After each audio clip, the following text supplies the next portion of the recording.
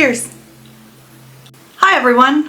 Welcome to my Scottish travel vlog, where my partner and I will be sailing across the Scottish Isles on a historic 100-year-old sailboat, exploring scattered isles, the wildlife that calls them home, and everything in between. Vacationing in Scotland has always been a dream of mine, mostly because of romance novels describing hulky Highland men on misty lochs, downing only the finest of whiskey, but more recently, and more specifically, sailing it. Because Steven and I plan to live aboard our own sailboat and travel across the world someday. But the romanticized idea of it aside, Scotland is a place where land and sea are constantly intertwined. You get over 10,000 miles of coastline, rolling hills, ancient castles perched on crags, and weather that can shift from sunrise to storm in the span of a heartbeat. It's beautiful, it's unpredictable, and it pulls you in, which is why so many poets and composers have been inspired by it. And what's the best way to experience Scotland's Isles? Why, a 100-year-old sailboat, of course. So we chose to sail on the SV Provident, not because it was featured on the US and UK versions of Traders, Season 2, Episode 11, but because she is a beautiful, historic, brixham trawler built in 1924. She's part of the National Historic Fleet, once a hard-working fishing vessel, now lovingly preserved and adapted for adventure sailing, complete with USB chargers. She's not a cruise ship. She's a story you step onto with creaking timbers, canvas sails, a whole cult following, and the chance to experience Scotland the way mariners did a century ago. So here's what you can expect in this vlog. Glimpses of Scotland's raw beauty, life aboard a classic sailing vessel, and the inevitable, let's call them detours, that come with travel. But before we can experience any of that, the rocky islands, the sails, the storybook landscapes, we've got to start with everyone's favorite thing, packing. So this is what I'm planning to pack. Throughout the week I have just been throwing things that I know I will need on here. I've got a notebook to write things down. Because I will not have internet access for 2.5 weeks, I figure why not enrich my mind by practicing some writing skills for the script of this, as well as picking up a couple books. This one is Three Fates by Nora Roberts. I don't know, I went to Value Village and there's a whole section with Nora Roberts on it, so I guess she's probably a good author, and I just grabbed the first one that was $2. So wish me luck on that. I'll let you guys know. It was not a good book. This is a camera that lasts about 2 seconds before dying, but it's going to be able to let me hold a little extra footage, so why not? 2 SD cards, one for 128 gigabytes, one for 256 gigabytes, and this one that's currently in the camera is good for apparently 17.5 hours, and I don't remember how many gigabytes. 512 gigabytes. These are all my liquids that I'm allowed. All of these are little Dollar Tree containers that I just wrote down what I put in them. So face wash, conditioner, shampoo, soap, hair mask, hair oils, leave-in conditioner, eye creams, and foundation. Each container has to be less than 3.4 ounces, and they all have to fit into a 1-liter bag. Yeah? Yeah.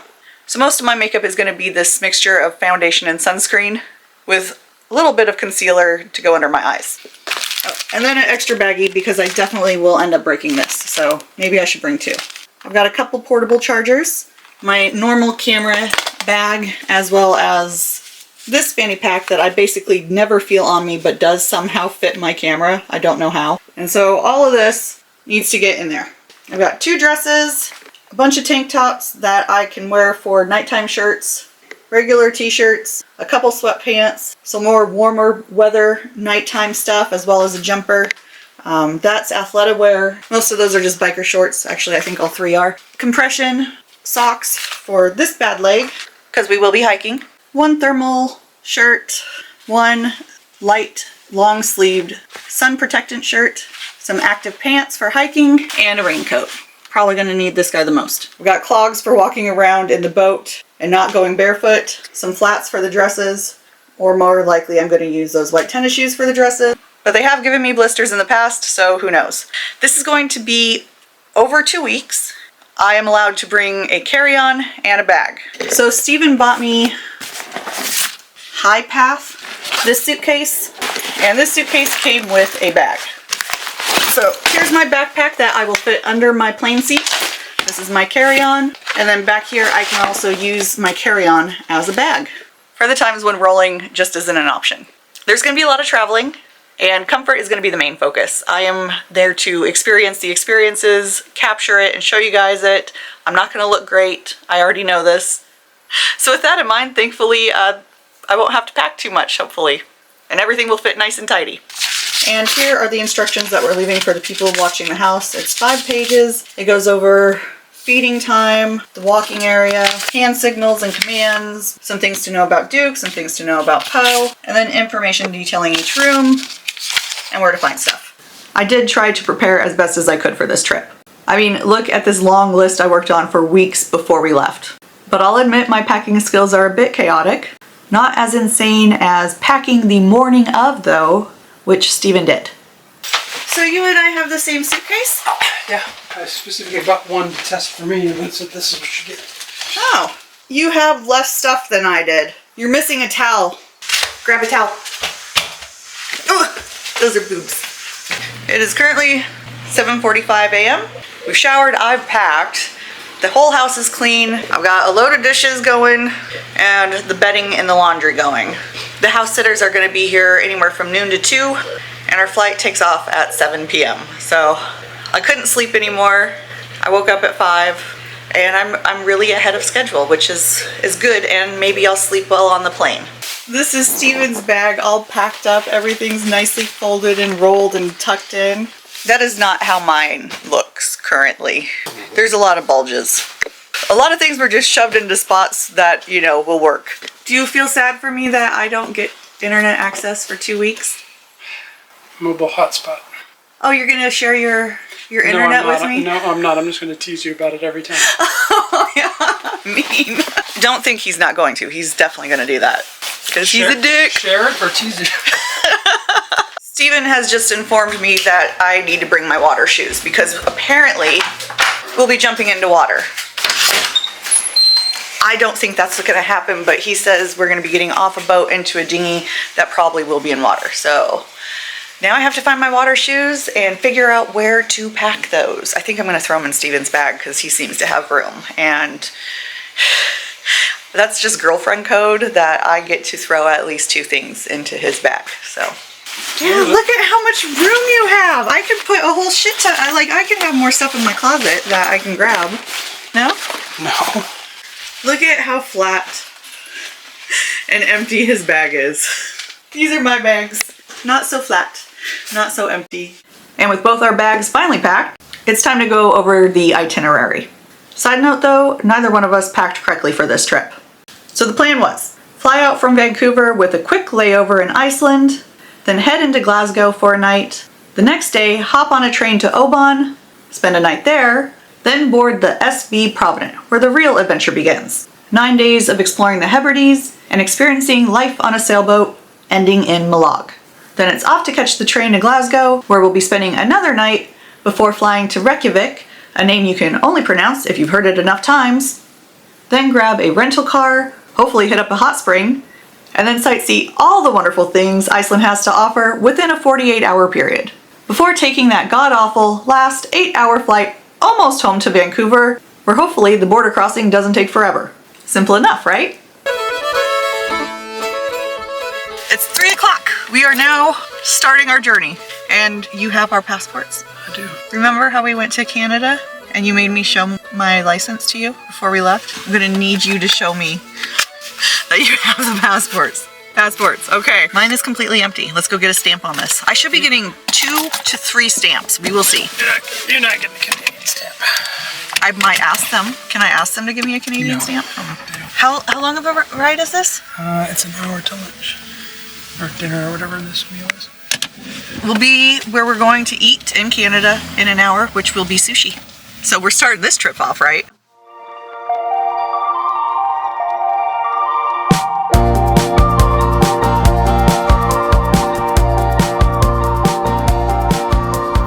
Right, so we've got a bit of congestion, and then we've got people where that X is, they're hopping the line, so it's making it even worse.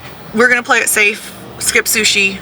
There's just not enough safe time to get to the airport, but you're gonna go through McDonald's for me, right? Gonna get something. There will be plenty of opportunities to eat good food over the next 2 weeks. Sushi was just something to fill the time and feed our tummies. Now we don't have time that we need to fill, so we'll just get something quick and easy. Keep seeing flags saying Island City. Is this Island City? Richmond is an island, yes. So the airport is on an island? Yep. Oh, look at how nifty that is. They fit, the back part fits on the rolly part. I broke the machine, the scanning machine. I went through it, it was invalid. Then we had to wait for a little bit, but we got through everything just fine. Now we got 20 minutes to get to our gate. And I think we're gonna be going through, it smells very nice though. Look at that cute little bus.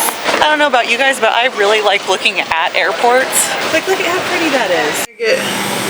Sell et vinaigrette. Vinegar. Salt and vinegar. 94 with service to Mallaig. Steven got us first class seats. I was expecting to fly 7 hours in coach. I've never done first class. This is a completely new experience. I feel very spoiled, and I already knew I was spoiled, but I feel very spoiled right now. Waters? And I don't know what's in here. There's so much leg room. What, does your bag not fit? Mine does. Yeah, there's a thing. Wait, does it go under this or under there? Okay. Look at that. Oh, that's nice. You get a fancy pillow and a blanket and apparently salt and pepper. Yeah, so like socks and an eye mask. So you take your shoes off and not have it crap, and then just like... It's okay to take your shoes off? That can't be right. Yeah, you want to have your shoes on for 6-7 hours. Lip balm. Yeah. Hand cream. Toothbrush and toothpaste. How absolutely fancy. Steven just got a text message. We got bumped from first class. We are on economy for the next one because of operational changes. Or they had to change the plane, so probably less seats, and we got bumped. It's a 2.5 hour? Yeah. And considering the fact that I expected all of this to be in coach, I can't be too concerned about it. Maybe Steven will get a little bit of a refund, which that will be nice.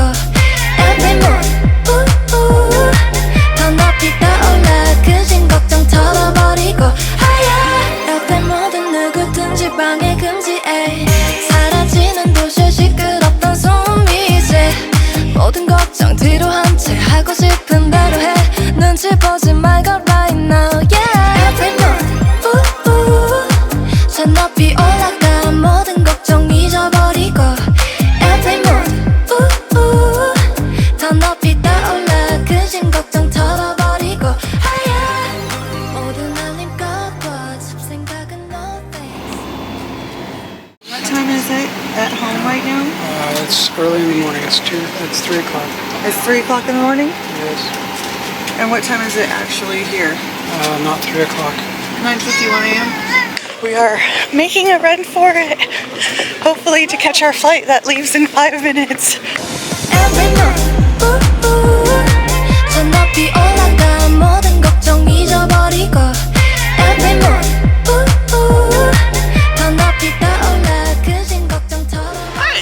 After many hours on a plane, 2 planes, I'm in Glasgow. And yes, I do feel as rough as I look.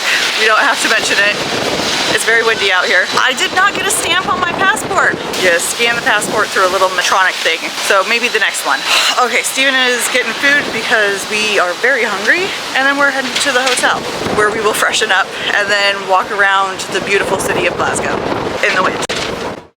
If that last section seemed a bit chaotic, it's because it was. Our pet sitter was 45 minutes late for a 2-hour window. There was unexpected congestion, both at the border crossing and out of Vancouver. Steven got stopped for questioning not once but twice in 2 different countries because he's obviously a suspicious looking dude. And the second time, I had no idea where he was. So I was wandering around aimlessly for like 15 minutes. I never managed to get a single stamp in my passport book. Our first flight was late, making us run to the next one, where I got bumped down to economy.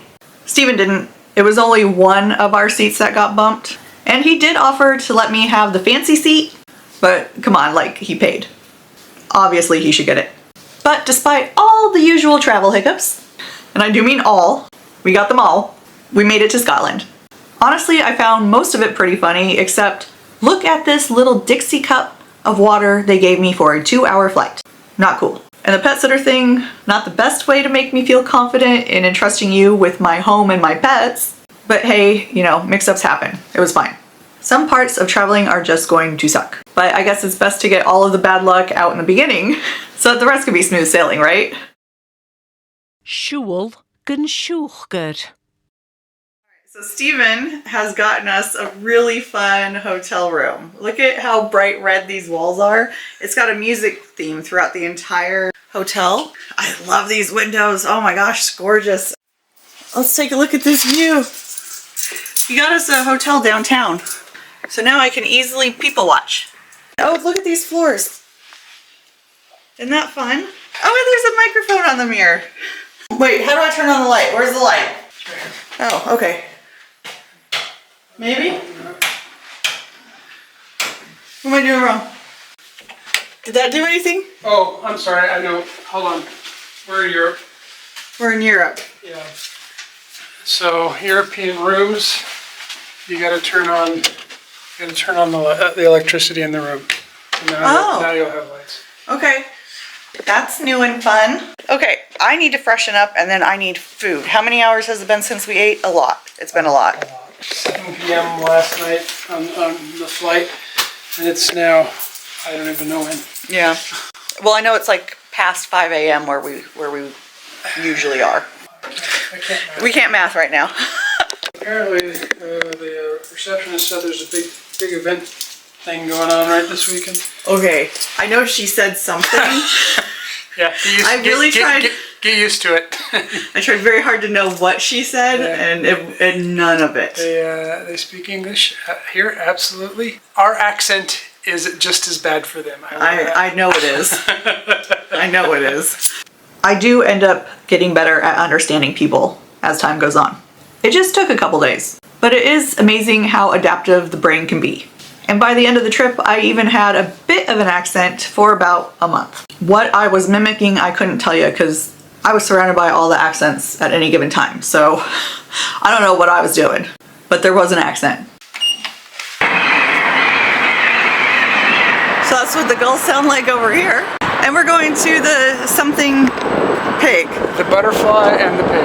The butterfly and the pig for Scottish food, right? Yep. Yay! Steven did also offer to take me to sushi, which has a 4.9 rating, but I don't think so. we want the butterfly and pig for the name alone.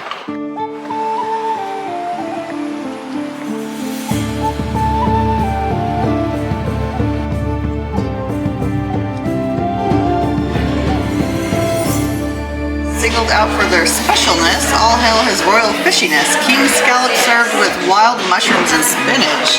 26 fishermen, 16 rainy days and 95 sunny days, 15 feathers and 95 beaks. How many feathers and beaks do you have on you? Steven and I were both looking at steak pie and the fish and chips. We're gonna order both and then just share each other's plates. That's the way to do it. Okay, so this is the steak pie. We got mash with the steak pie. Look at how big that fish is. Fish and chips. Fries. That's the chip. Oh, there's the chip, not fries, chip. You ordered this with no ketchup? Where do I dip this? That is mashed peas. I just dipped the chip in a mashed peas? Okay. This is mash. Nice and garlicky. Peas. Okay, fish. What are you doing putting vinegar all over it? That's very good. Oh, that's very good. Show them the crispy. It's puff pastry. I'm gonna make a mess is what I'm gonna do. Yeah, I already did a little bit. I don't even know if I can eat all this. This is quite a bit of food. And What's your consensus on it? That's my favorite. That's my favorite right there. Oh, that's so good. This is going to be an amazing first official UK meal. What? From Scotland. I'm not in Scotland. Am I in Scotland? Yeah, we're in Scotland. Still in the UK. It's still the UK, but this is our first Scotland meal in a Scottish pub, right? And it's amazing. It's really good. Oh God. I don't know, guys. I was really tired. And I'm naturally kind of dense, so this was bound to happen. But the way I said it with such confidence is what kills me. In any case, the meal was amazing. The UK knows how to do fish and chips. It should be a whole half a fillet. Not some square that you get at like Long John Silver's. And when you drizzle a bit of vinegar over it, mwah, chef's kiss. But the beef pie was my favorite. I mean, look at this flaky crust. I cannot recommend the butterfly and the pig enough. From the name, to the food, to the service, all fantastic. And look at this cute little card I got to remind me of my experience. There's even a poem inside. Well, the time has come for you to rub your tum and bid farewell to the butterfly and pig with trotters or wings, or with a ding-a-ling-ling. Open our door and be a stranger no more, and welcome back to the butterfly and the pig. So cute. And with our bellies finally full after many, many hours, all I wanted to do was sleep. But Steven had other plans. Right, so we got back to the room at 4:30 and I took a nap till 5:30. I have nothing left in the tank. We've been awake for over 24 hours and I've gotten like, with this hour, maybe 3 hours worth of sleep. But Steven is making me walk down to the river, which we are now at. So there's the river. I'm very tired. I'm very thankful he made me come out because I don't want to waste the day, but I'm so tired. There's nothing in the tank. The good news is I got candy, so maybe there's some sugar rush that's gonna happen. Also, everyone that I've interacted with is so like energetic and nice, and it could just be like my tourist type brain thinking like this is all wonderful because it is, but the energy does seem a bit infectious, and I'm hoping some of that will be given to me because I'm fucking tired. We're gonna look around a little bit. The sun is helping. I think it's gorgeous weather. It's a little windy, it's a little sunny. That's me, Northwest, any day, every day. Please give me this weather. So I just need to wake up a little bit. Anything to add, maybe? I'm super hard to deal with, and you do it anyway. You're always super hard to deal with. Okay, I'll show you the river and the bridge.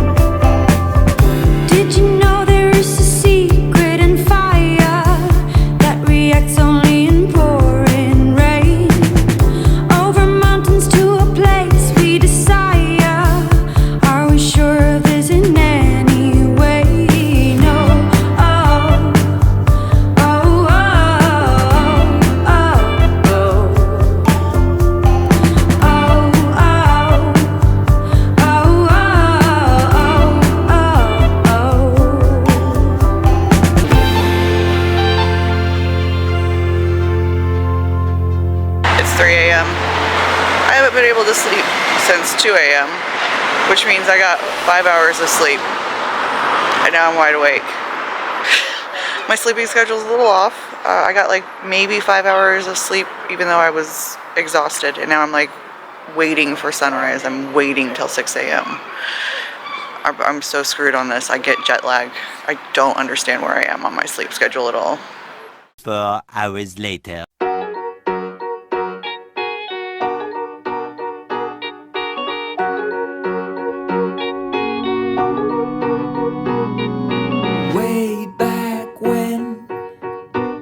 The grown-up phase with one best friend. It was easy going road. Life was anything but fair, but somehow we didn't care.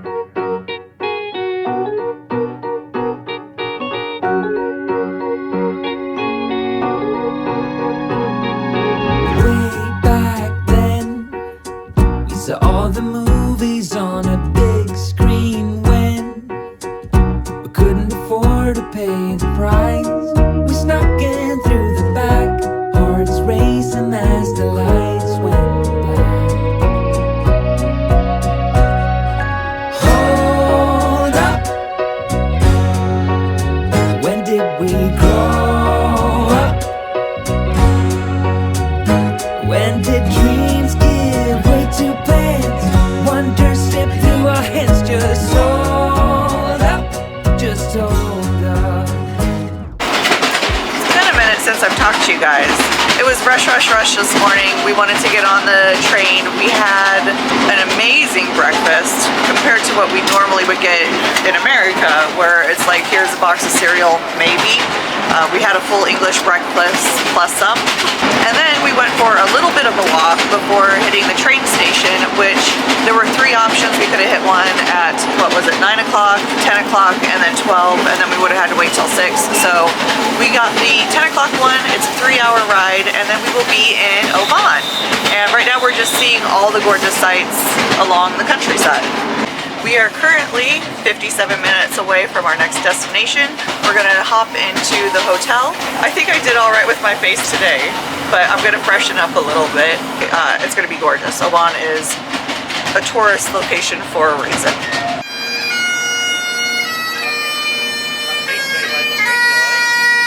We're in Oban! After getting some food, we are now heading to our hotel, and then we're gonna do a bit of sightseeing. So this town has about 8,000 residents and then around 24,000 tourists. So this is definitely a tourist town, and I think that we're gonna have a great time looking around. All right, I'm gonna grab my suitcase back from Steven because he's being real sweet so that I can focus on talking to you guys and not running into people. But now it's time for me to pull my own weight, literally. So we are an hour early before check-in time, but we were able to drop off our very heavy bags, which means we've got plenty of time to go around and do the sightseeing.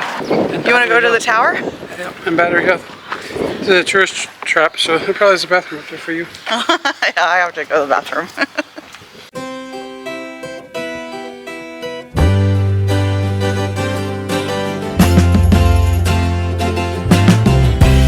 I feel like there's gonna be a lot of uphill stuff with We should go back and get your bags. yeah. I don't know how I've seen so many people smoking and then they got hills like this everywhere. It's a very interesting combination because I know my lungs are not happy with me. Will you really need to meet her?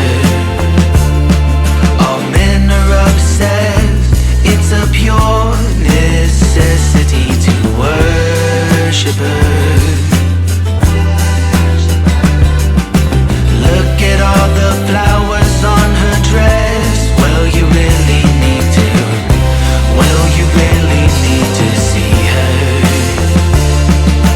Oh, that girl, she's on top of the world. Her name is Edith. So the sights around here are gorgeous, but I'm not positive why Oban is the tourist location over here. We walked through and most of it was what, food and drinks, and then a cathedral, and then the tower. So I think that we need to go exploring a little bit more because for the most part what I'm seeing is food shops and purchasing shops, which we could have gotten in Glasgow, but it does not have the views around here. And I think most people are probably coming here to do some kind of hiking or extra activity. So I think we need to do a little bit more research on what options there are. This eloquent girl, will you really need to speak to her? We have checked into our room reservation. It is a guest house. We're at the Nunnery guest house. I will put that here because I'm pretty sure I slaughtered it. But this is a really nice room. I'm really happy with it. So first we have a little working counter, the bed, Steven, nice little nightstands, a place for you to sit and relax. Next to the window where it is a gorgeous view, and then a spot for us to put clothes or hang up anything that we need to unpack. Quaint little shower area, and the bathroom is good enough. It is cute. It's a guest house. I love it. The guest house was probably an outhouse, or the restroom was probably an outhouse out back. But this is on the second floor or first floor. For I'm saying is if you wanted to use a bathroom, you either use, when this was built, you were either using a bedpan or you were walking outside oh. to an outhouse. So what I love about this room, look at how tall the ceiling is. Look at how great the natural lighting is and how big these windows are. So we have found, or we saw people walking around this little hiking trail. It's called Denali Wood, Scotland's Rainforest. Gunnalee Wood. Okay, you guys are all going to have to accept the fact that I'm going to like murder all the words. I'm not very good at any kind of pronunciation, even when it comes to English. So it doesn't look like there's a lot of switchbacks. How big does it look? Oh, right here. It even tells us in miles. Allow 1 hour. You want to do it? I think we could do that. Over 200 species found in this wood alone. So I mean, you can walk here, you're almost to this. The museum that we wanted to go to. And castle. Yeah, let's do it.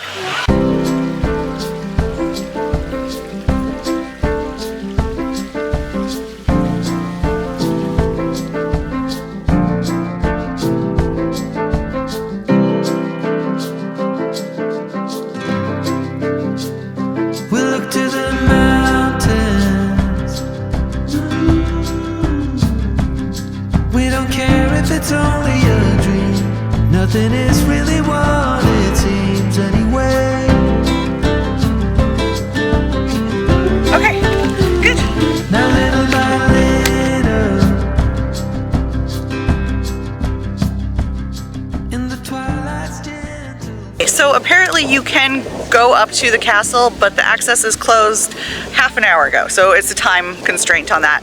We missed it by, geez, this much. We may try again tomorrow, but something tells me we're gonna see more castles. So maybe, probably. Everyone, you get fooled by anyone so easily. I'm lost. You say you're tired, but so am I. If there's a beach that we can walk on, we shall walk it. This is an interesting find. There are, it looks like teeth here, but I think it's a fin. Something. So these are the guys I was seeing out there. Oyster catchers. Oyster catchers and servant of Saint Bridget. They're unmistakable in flight or feeding on seashells on rocky shores. They breed locally on pebble beaches above the high tide line and can live up to 15 years, but are not very common on the Oban shore. Easily scared, they often fly off with a penetrating Cleep, cleep, cleep, cleep. cleep-a-cleep call. So we saw something not very common, or at least I did. I don't know how well my camera captured it because it's not a long-range camera. It's not a zoom lens camera. But regardless, we'll try and add that in the video. I'm gonna try and add as much as I can in the video, obviously. Cleep, cleep, cleep, cleep. While keeping the time to a minimum. Wish me luck. Here's the first thing I want to try and identify. As we were walking along, I saw this from afar. There seems to be gills. I think it's a jellyfish, yeah. Never touch Mother Nature. Which, at least not with your hand, at the very least. Speaking of that, what do you got in your hand? I don't know, it's a shell from one of those things we saw on the rocks, but it's kind of cool. It is, it's got barnacles on it too. It does. Steven saw roast of the day, which he found really appetizing. Unfortunately, it's only available on Sundays. We already had dinner, we're not doing it today. And then I saw on this side menu, local seafood mussels, scallops, paninis, and a range of malt whiskeys. The breakfast looks amazing on this. We're definitely gonna come back here for breakfast. So it is 5:30 on a Sunday in Oban, which means pretty much all the sightseeing attractions are closed. So this is going to be it. We are not coming back to Oban, but if you guys do decide to come out here, it is a really great little place to stay. I love that it's a tourist town that is dog friendly. I've seen so many cute doggos. There are quite a few attractions and nice walking trails to go on. I would say if you come on a Sunday, put your bags at the place you're staying and then go take a nice little walk before everything closes. But since everything is closed, we're gonna go back to our room.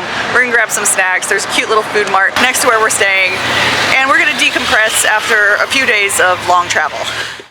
All right, it's 9 p.m. and I can't sleep. And I think it's because this is what it looks like outside. It's daytime. How am I supposed to sleep when it's daytime? This is gonna be an issue, isn't it? Tuk us and cheher, agus tuki and cheher oo. It's 6:54 a.m. It's very bright out still. There was a few hours of darkness though. But during those 4 hours of darkness, there was karaoke. And because there's no AC, we had to have the window open, which means I could hear the karaoke. I've just resigned myself to the fact that I'm gonna be tired this trip, like this whole trip. I think that is an important thing you have to be aware of if you're gonna do this, is you're just gonna be tired. It's gonna be worth the experience. I'm having tons of fun. You get over being tired, but yes, the mornings are hard. Also, I'm having instant coffee, and this is my first time using a kettle. New experience. It's raining! This is the first time that I get to use the raincoat that Steven bought me for this trip. And I'm kind of really excited about it. I was really looking forward to some rainy weather. It has been beautifully sunny and windy, and it's been perfect. And this is kind of what I was mostly expecting, so I definitely wanted to get a chance to use this coat. And that kind of brings me back to what I was saying this morning before I had my coffee and I was really tired. If you want to be perfectly comfortable and have every convenience at your hand, stay home. If you want new experiences, and some of them are slightly inconvenient, or like the 10-hour plane ride was just downright horrible, you know, you're gonna travel and you're gonna experience new things, and you're gonna take really cool things in with some kind of, you know, not so great things. Regardless, I'm having a lot of fun. I may be a little tired. That goes away when you experience something new. Like the idea that I'm waking up in Oban negates the fact that I had a little bit of trouble sleeping at 12 o'clock because of karaoke. Oh well. What I'm really excited for next is breakfast, and to go try out the pub that we saw yesterday.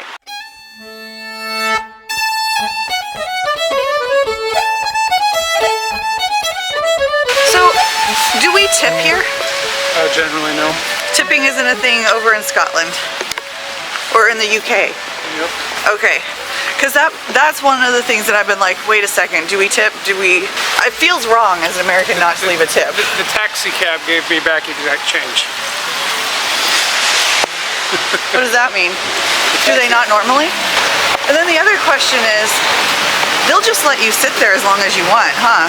Pretty much. They're generally not going to run you off the table. So that's been a different experience for me too, because I always feel like when you're done you get rushed out, and they're like, nah, sit there and enjoy as long as you want, even if you're not continuing to spend money. But yeah, the breakfast was great. I really thought that salmon tasted amazing, and it paired so well with the eggs, like no extra salt needed. What do you think of yours? It's good. It's good? All right.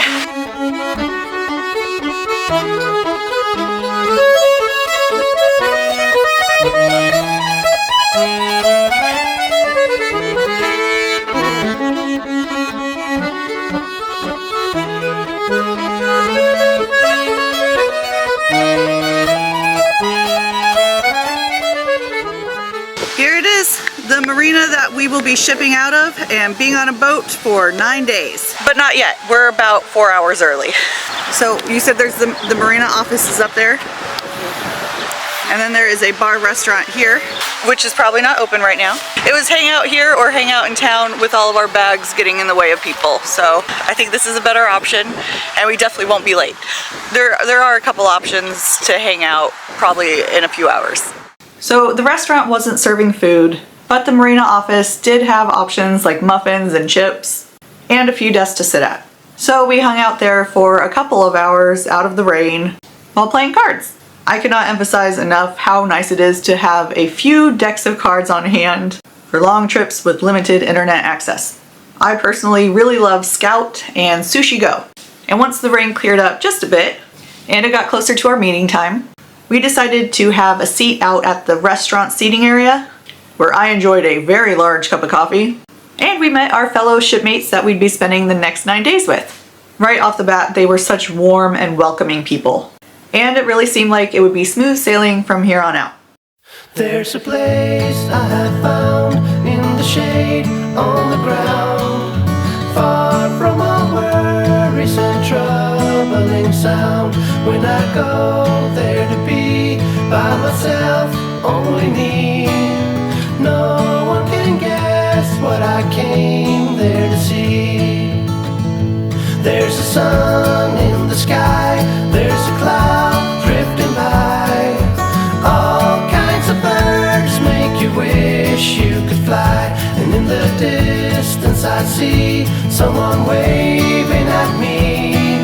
I hope that it's you, but who else could it be?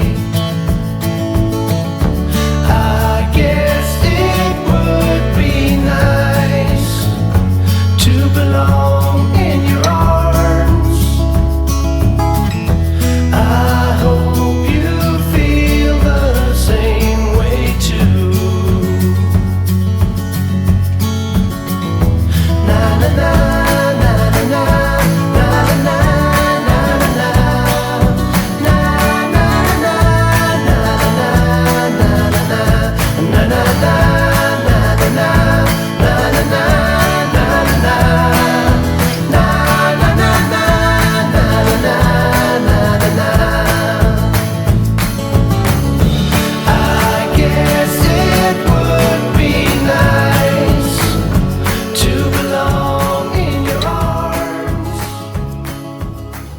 It is 4:30 p.m. So I'm just gonna decompress. Everyone's still just looking out there. We've seen quite a few birds. We went over the boat safety guidelines, kind of what the plan is, and then we went over some of the parts of the boat and how to move some of the parts of the boat. And it's gonna be as active as we want to be. I was already asked if I wanted to steer the helm. I'm a nervous person, so I need a day to kind of see people in action, get comfortable. It's as interactive as you want it to be, which I want it to be very interactive. I want to be as helpful as possible, so just need a day to get into the rhythm. But what the plan is right now is that we're motoring out. We're probably going to anchor because the wind isn't great today. It's going to be sunny for the next 2 days. We're going to go to a spot where they have great mussels. There's a possibility to go hiking where there's puffins. There's like some majestic cave that we're looking at. And I bought a new SD card just to make sure I've got enough room for it all.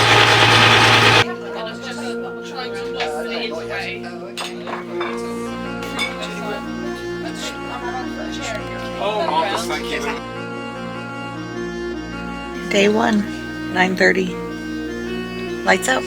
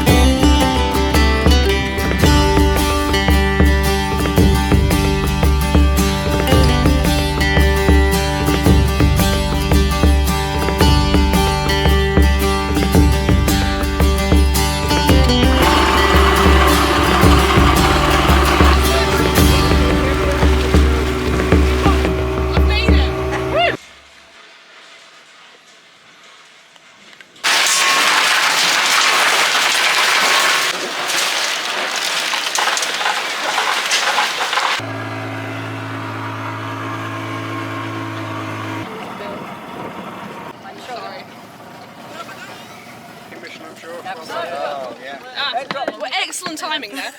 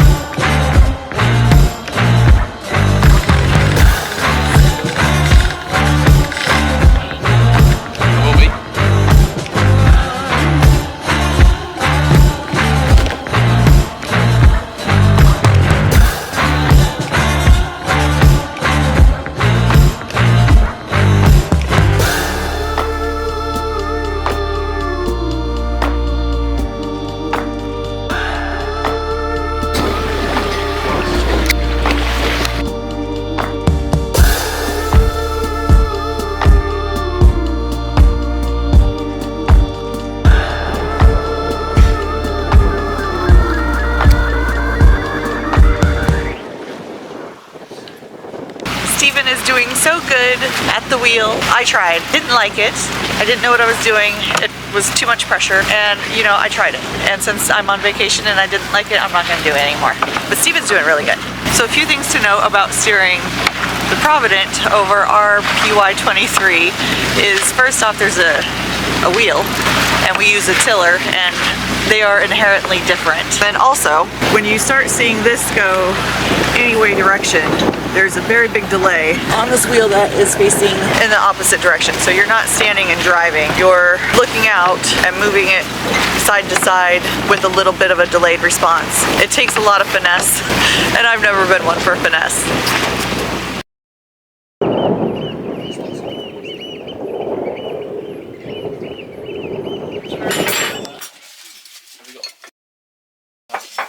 If you add the rice to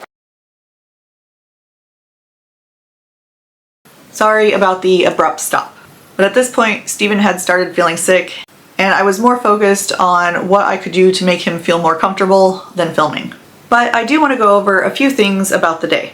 One, it was not the mussels that we picked up at the farm. A few people were worried about that, but I honestly just thought seasickness. I know seafood, and those mussels were on point. Oh, and the bread is homemade. Shipmade? It was made from scratch on the boat. Everything we ate on the Provident was made from scratch on the boat and tasted like it was from a 5-star restaurant. I gushed over every meal. What can I say? I love food. And this was impressive food. Also, those mussels were insanely cheap. And I love how they go on an honor system over there. There were so many examples of honor system purchases on those small isles, and it really warmed my heart to see it. And two, the way they raise a jib, this part here, on a 100-year-old sailboat is pretty genius for how simple it works. So what they do is they lay the sail out on the deck and roll it up so it looks like a long tube. And then they tie twine around it to keep it rolled up while hoisting. And then, when you want to release the sail, you pull on the sheet, working line, the twine breaks and it unfurls the sail. And since we're talking about sails, might as well go over some of the other parts of the Provident. As mentioned before, she is a 100-year-old sailing vessel, SV for short. And while there are many types of sailboats, the Provident is a Ketch Sailboat, which means it has two masts, the main mast and the mizzen, the second mast, which is shorter and located forward of the rudder. There's also the mizzen sail, mizzen staysail, the topsail, the mainsail, and the staysail, as well as a bowsprit, a gaff boom, and many other things. The important thing to remember here is that this is a Ketch sailboat, which means it is far superior than any other design of a sailboat, according to the captain of the ship. As most of you all know, I am 1/8 Scotch.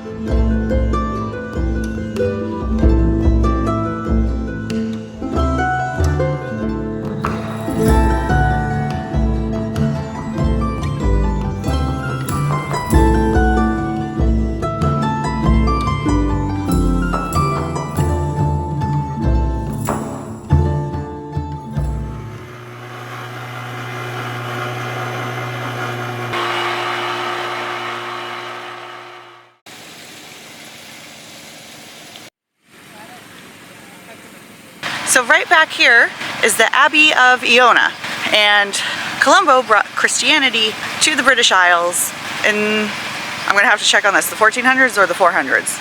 But this is where we'll be heading to today, is the Abbey of Iona. Where it's located is a place called the Village, and just like Oban, most of the people who come here are tourists. Sorry for the poor memory there. I was trying to remember what one of the other passengers told me while we were riding on the dinghy, but as you can see, not all of it stuck. So Columba brought Christianity to Iona in 563 AD. He was accompanied by 12 other monks, and this monastic community served as a base for their missionary work.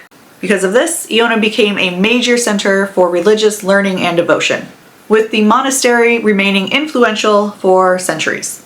Steven is sick today, so we also have to look for some cough medicine for him. Surprisingly, I'm not the one who's sick though. That's a weird change of events, and I'm so glad I'm not, because I would miss this and possibly puffins later. Side note here, if you guys are ever in Iona and are in need of cold medicine, there is a Spar, which I have learned is a UK convenience store.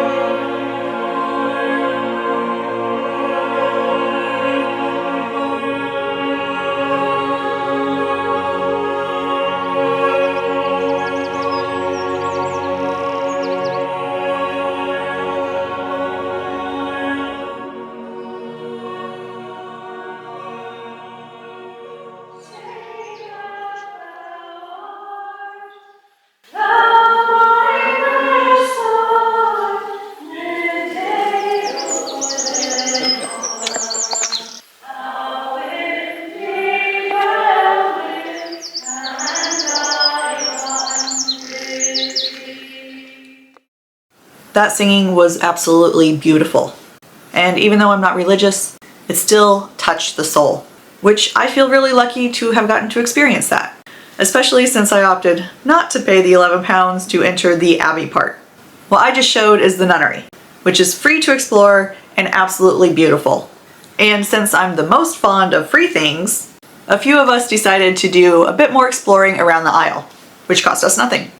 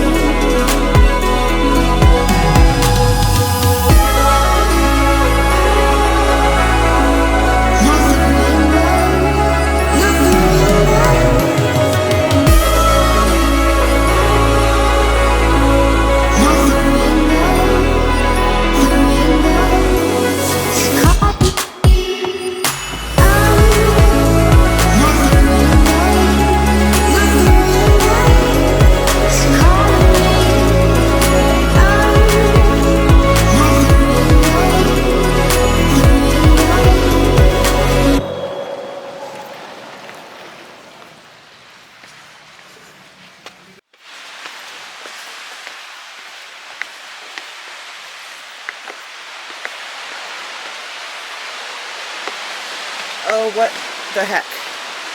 Where'd everybody go? Okay.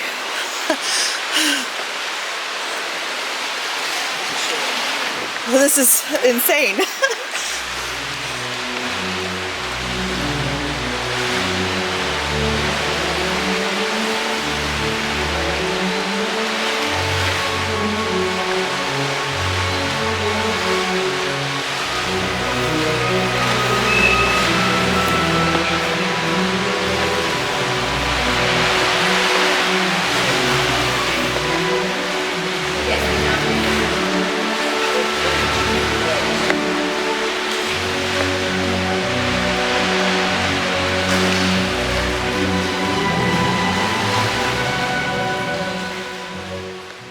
I was a bit shaky there.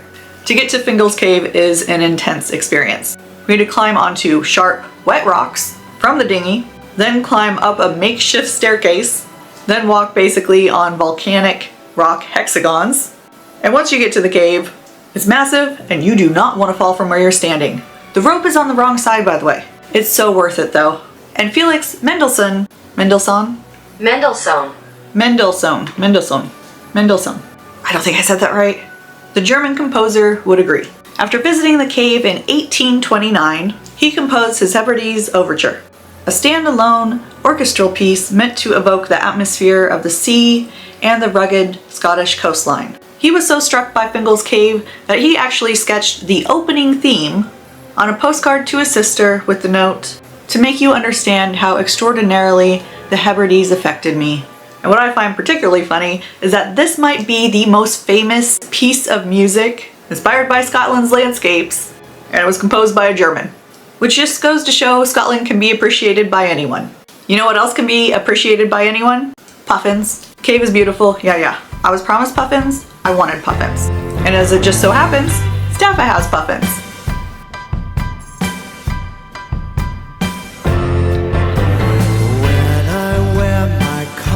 Glasses, the sun comes shining through.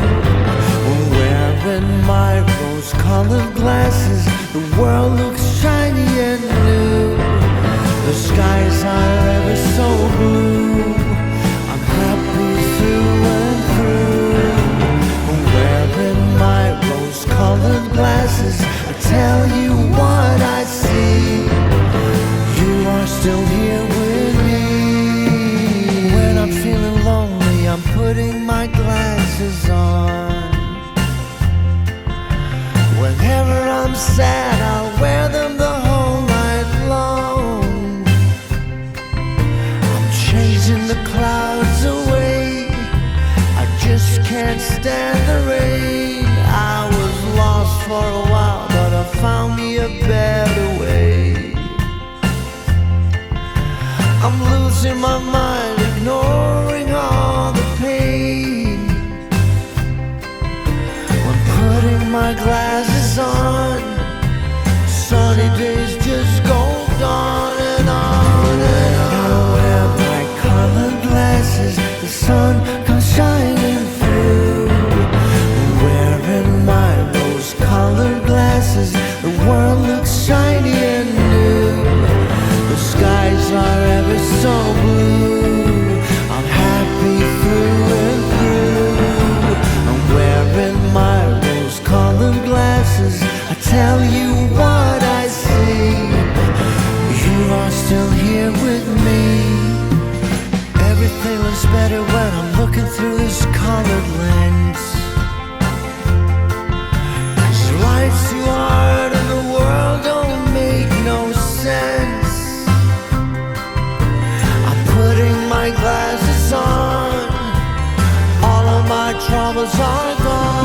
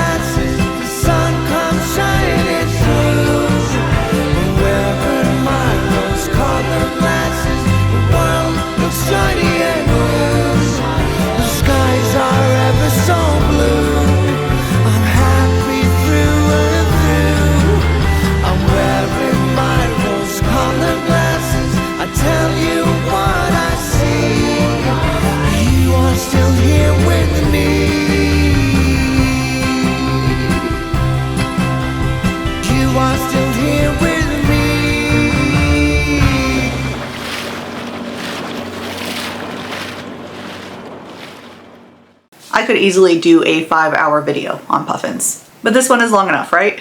But puffins are hands down my favorite bird for a multitude of reasons, such as in Iceland they're known as the clowns of the sea.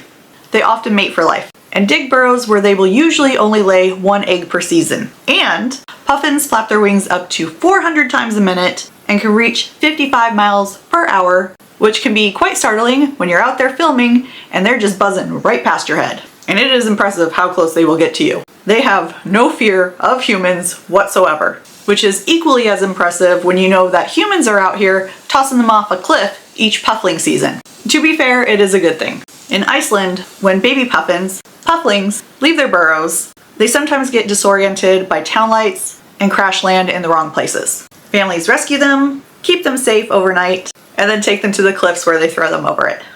They get a gentle toss into the air so that they can fly out to the sea where they belong. But the number one reason why I love puffins so much, just look at the way they land. Now, I'm gonna need everyone to leave a comment of sympathy for Steven because he missed such a magical day out there, while I was out there experiencing once-in-a-lifetime moments. But also, this trip was not exactly budget friendly, and at the time we figured he had the flu, and at least one of us should be getting the money's worth. But it is awful how he wasn't able to enjoy things like this couscous, the amazing conversations we had around the dining table, or the dolphins that came out to play while we were moving to our next anchor point.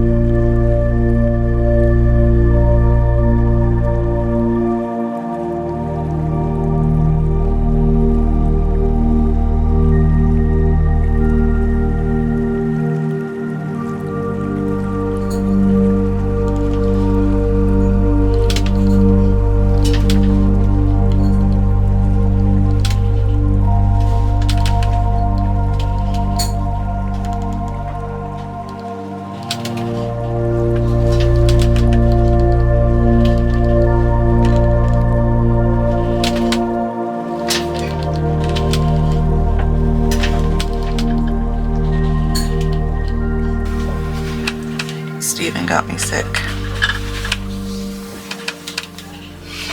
I am a little bit nauseous. Throat hurts, my chest hurts, my head hurts. We're quarantining today. Hopefully I will feel better tomorrow.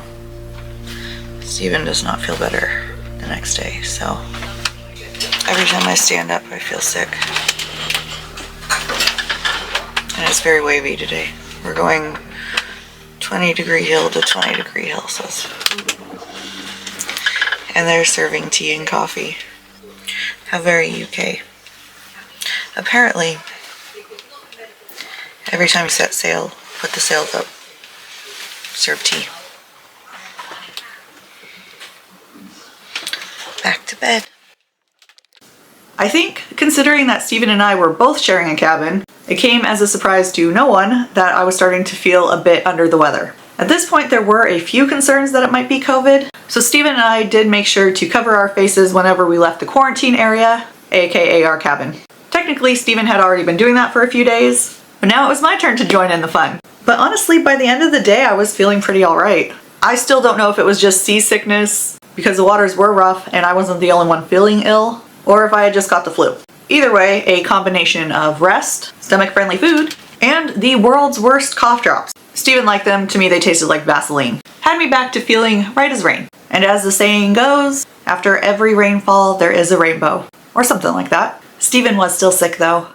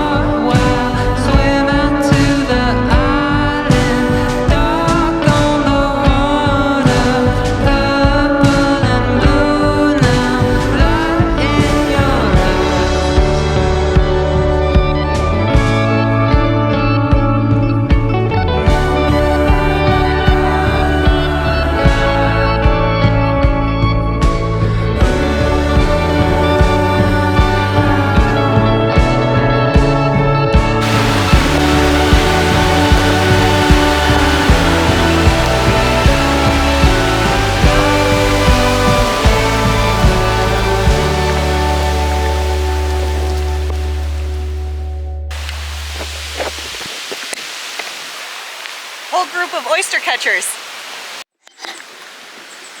So I have decided to wander the outer road of the Isle of Rum by myself.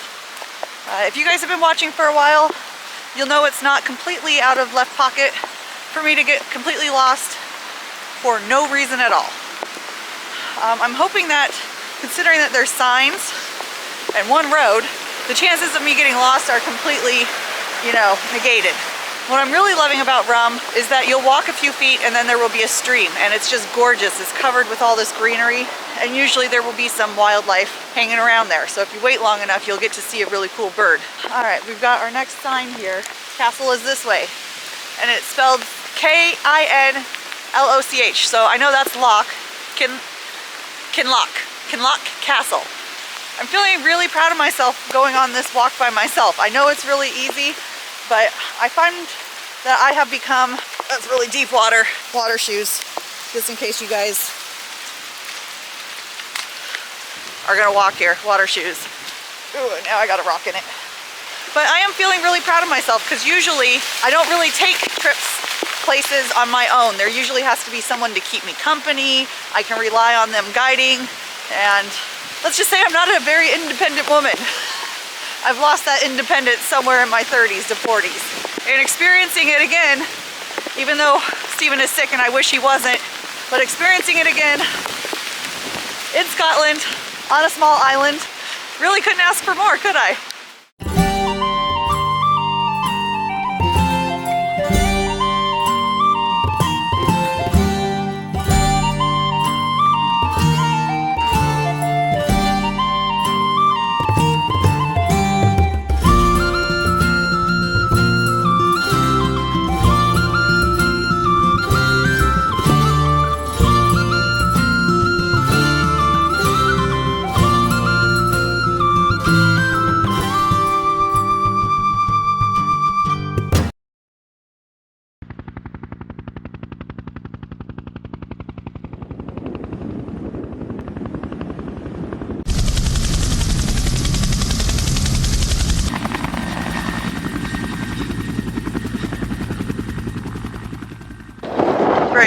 Steven took a turn for the worse last night. It's now a little past 1. I've been trying to get him to the hospital since 7 a.m. We were on the Isle of Rum off the harbor in a little lock, and then we had to dinghy him after calling 111, and then also talking to a nurse assistant there, and then also getting patched through the Coast Guard. That took about an hour and a half, 2 hours to get a Coast Guard to come out by helicopter to the Isle of Rum. We had to dinghy over there, and then he had to walk about half of it over to the castle. A few girls gave the Coast Guard guy a ride up to meet us halfway, and then we got into her car. So thank you very much, because Steven is having a hard time breathing and a very bad fever, and I felt horrible that he was having to walk.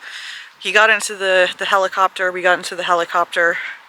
I don't know where we are currently, but we're further north than what we wanted to, so we'll have to figure out how to get back to where we're supposed to meet up here in a few days with the ship. We had to wait a little bit for an ambulance, so all in all it's been about 6 hours since we've needed to get him to an ambulance, but because we were in a lock in the middle of the ocean in Scotland, and Scotland is not connected, and it's been this kind of weather in the helicopter, we had to land in a certain space, and they have different priority level meanings per island and stuff like that. So he's finally been stretchered into a hospital room, and I am now in a waiting room that has nothing but 4 walls and some seats, and no information has been given to me. I don't know what I'm supposed to do at this point, because now that we've gotten him taken into caring hands, I'm kind of like now what? So just gonna smoke and figure out the next steps. Yeah. So yeah, Steven had to be airlifted to Stornoway. The night before, he hadn't eaten dinner. He actually hadn't eaten anything substantial for a few days at this point. And even though I had picked him up more medicinal supplies on the Isle of Rum, he just was not improving at all. So we all agreed that if he didn't feel a considerable amount better by the next morning, we would need to get him to the hospital. When I woke up, he was way worse, to the point of delusions and struggling trying to breathe worse. And I want to be clear about 2 things here. 1, every day I was asking him if he was breathing okay, but he very obviously wasn't that morning. And 2, that's stock helicopter footage there. I did not try and film Steven while trying to get him to the hospital. But I still feel really guilty that I was out there trapezing around on our vacation that he paid for, especially now knowing that he had pneumonia the whole time, needed to be put on 3 different types of antibiotics, and hooked up to a ventilator. But I guess you don't know how bad it's going to get until it's there. At least we were able to get him to a hospital where we could work on getting him better. And about the whole independence thing, I was genuinely glad to be experiencing it. When you've been a couple for nearly a decade, and your partner is so confident and competent, while you maybe aren't so much, it's easy to let them take the wheel on most things and get complacent with not pushing yourself. While Steven was sick, I couldn't volunteer him to take the lines instead of me out of fear of being in the way, or let him lead the conversation because I'm feeling a bit socially awkward, or rely on him to pick out what activity to do when the group split up. I had to step up and do basic human tasks, I guess. But since this trip, I have noticed a change in myself that I think is pretty positive. Steven's noticed it too. And even though he went through a horrible experience, he still tells me that he's glad I got a positive one. Still as grateful as I am for those little pushes now, at the time I had no idea how much of a shove I was going to get into independence. I guess the universe also isn't great when it comes to finesse. Right now it's 6 o'clock. Steven has antibiotics in him. I know he's good. I have a 3-night booking at a 2-bedroom house for 260 pounds. Not bad. It's 6 p.m. I don't know if I mentioned that. I started trying to get Steven to the hospital at 7 a.m. So by the time I'm hopefully in the booking, it should be a 12 and a half hour day of this. I'm stressed out. I don't want to make it seem like I'm making it about me, because Steven's the one that's been suffering for 4 days straight, but I definitely do want to go and find my way. I have to figure out maps. So this is going to be interesting because I don't have any internet, so I had to take pictures of the maps. I need to be on A857, and I don't see... We're just going to walk one way and look for street names and walk the other way if that's wrong. It gets dark around 10. It's raining right now. It should stay this light until 10. 10 o'clock is when I have to be checked in by. So, yeah. Wish me luck. So I am looking for an A857, which I think that means I am currently on that road. Okay, great news, guys. The co-op is right here. There's a Highland cow. Oh, I don't know if I'm messing up walking. Shit. I think I messed up walking.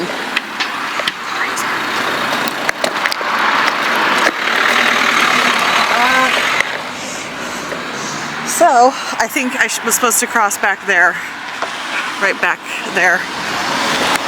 Next time. But there's the co-op I'm looking for. And an ATM should be somewhere out here. And everything seems to be really nicely identified. So I think I should find it. I think I can find it. I found laundry, which I thought was ATM. I went inside the co-op. I don't immediately see an ATM. I think I'm gonna have to ask. The GPS is saying I'm right on top of it, so I just have to maybe ask, and everyone's really nice. So while talking to you guys, I might cry just a little bit, but not because anything is wrong. So I went in and they're like, nope, you gotta go this way, and they pointed me in the direction, and they're like, don't worry, love, you've got this. And I kind of needed to hear that, so I know I'm a wuss. But it was very nice. Everyone's been so nice. And I'm just so stressed out, and everyone's so nice that it made me feel emotion. So yeah, we're gonna get this done, and the kindness of strangers will get us that way. Will get us there. I'm gonna need you guys to understand that at this point, you guys are about to witness a full range of emotions. Also, quick camera pans, incoherent thoughts, and full-on crash outs. Just go with it. I'm editing this the best of my capabilities. There's just no good way to edit around this freak out, and the original idea for this vlog, that got tossed straight into the Scottish Sea. I was just trying to remain positive while feeling guilty, determined, appreciative, and definitely hysterical. And things just went off the rails. So enjoy the ride, I guess. Right, so found a spar, found the ATM.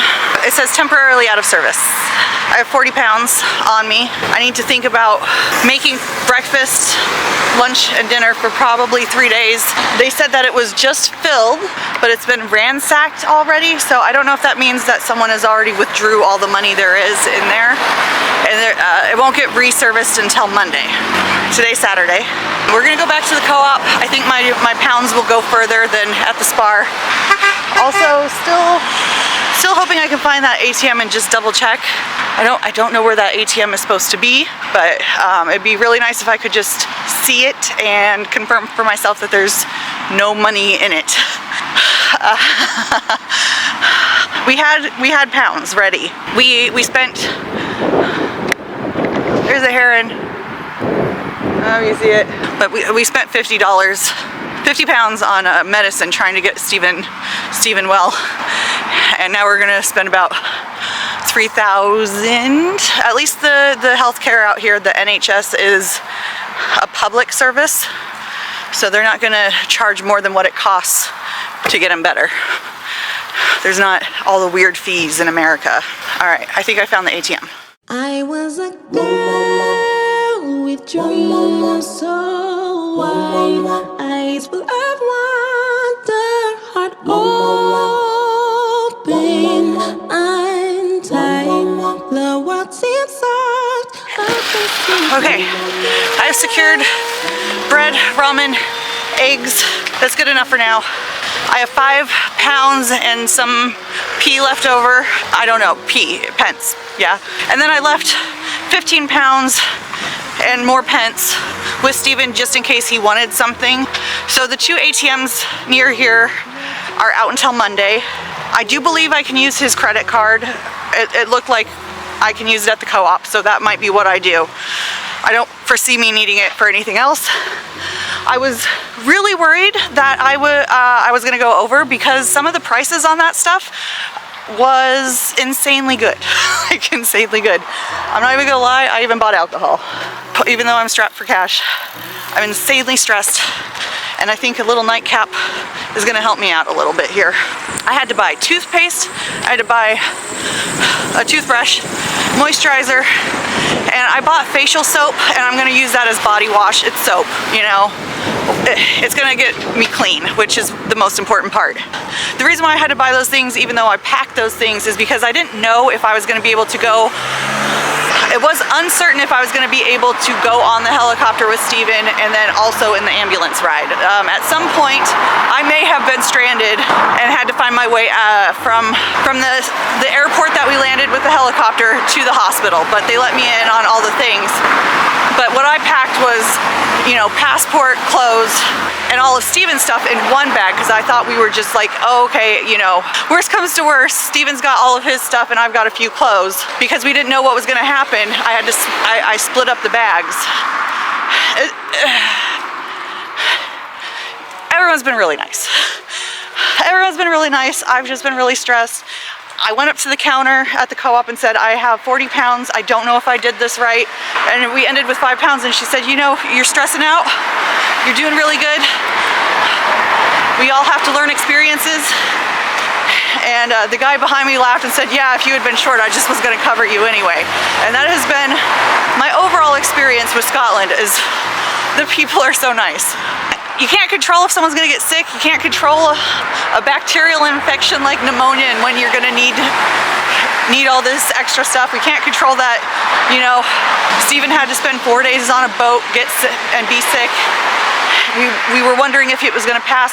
We didn't know. We had to make a judging call based on what information he was giving us, based on, you know, what our situation on the ocean was like. It's life. It's just life. Yeah, you can plan and plan all you want. Bad things will happen, good things will happen, but it's been an experience. Steven is being taken care of.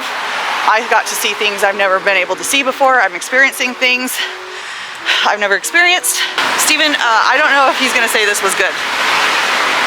I can't imagine being sick on a boat for 4 days. We just, yeah. The only thing I can say about that is poor Steven. I'll have to let you guys know what his takeaway from this trip is. Not the same as mine. Let's see if I can find this freaking house though.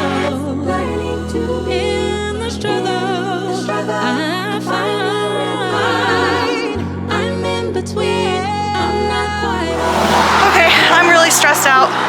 I can't find it. I don't know what to do. I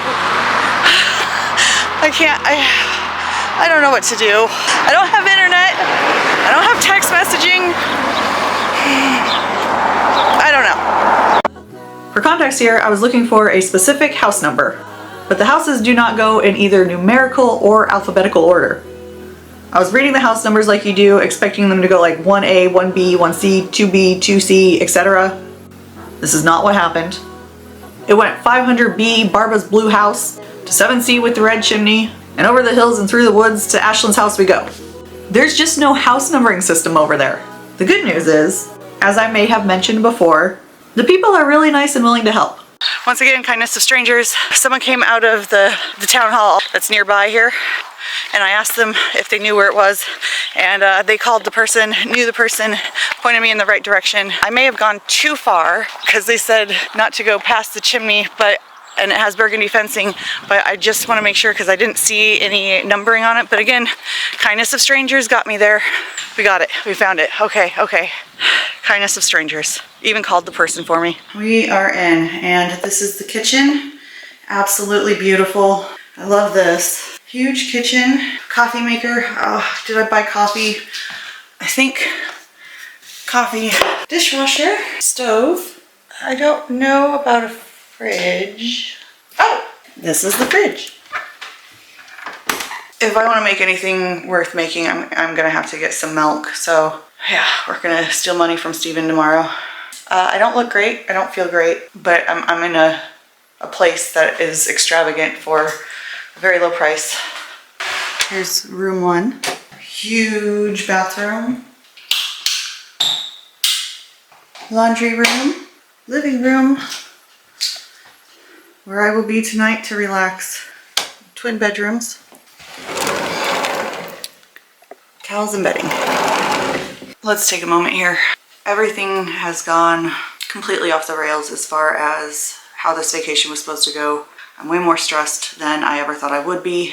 I think I have one pair of clothes that I packed, and we have wasted so much money that it's hard not to think about it, even though I want to think about the positives, that I got to experience something that I never would have experienced, that Steven is okay, that Steven had a very much worse time than I did as far as everything goes, and he's the one footing the bill. But I can't not think about the negatives. I've taken my shower. There was no warm water, but the shower was needed, so it was done. And all of my clothes are in the wash machine, which I have a wash machine. That's really nice because everything is drenched in seawater. Everything, the dinghy ride was very wet. Everything got wet, everything soaked, and everything stinks. Vacation of my dreams has kind of turned into vacation from hell. Cheers. The whiskey's nice. See you guys tomorrow. Maybe I'll catch a sunrise.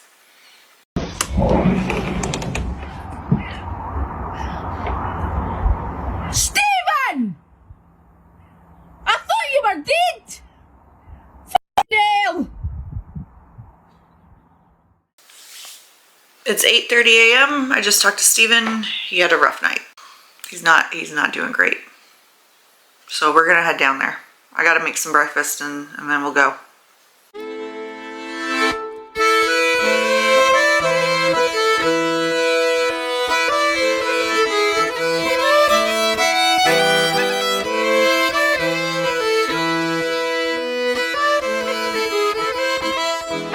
We got hooded crow, seagull, dog, cat.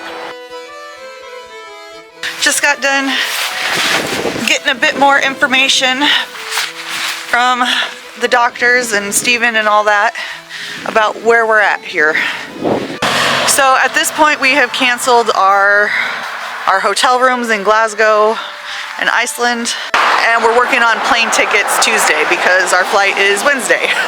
So we're waiting till the last minute to rearrange that because we don't know how long we're gonna be here.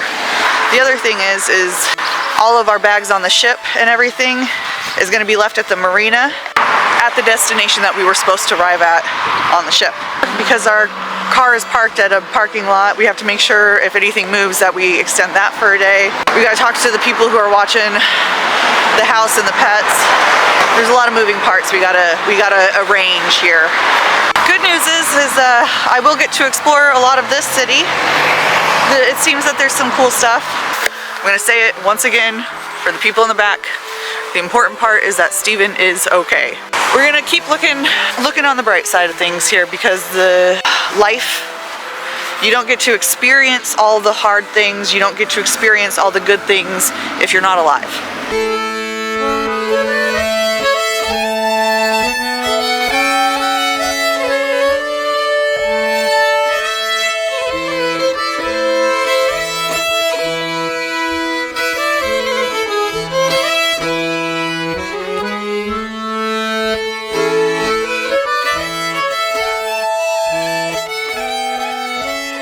Alright, so it is 11 o'clock on a Sunday. I'm pretty sure the co-op is closed. I am thinking that nothing is open in Scotland on a Sunday. And I have one roll and some ramen. And I need a charger. Oh, fuck me. Fuck. Monday through Saturday, 6 a.m. to 10 p.m. We'll try the Spar. There's a Spar. Very interesting. Might have to learn the bus system, see if there's anything open downtown. I got eggs, I got biscuits, I got shit out of luck. That is definitely closed. No lights on, no cars, and it's a gas station. Interesting. How do people get gas on a Sunday here?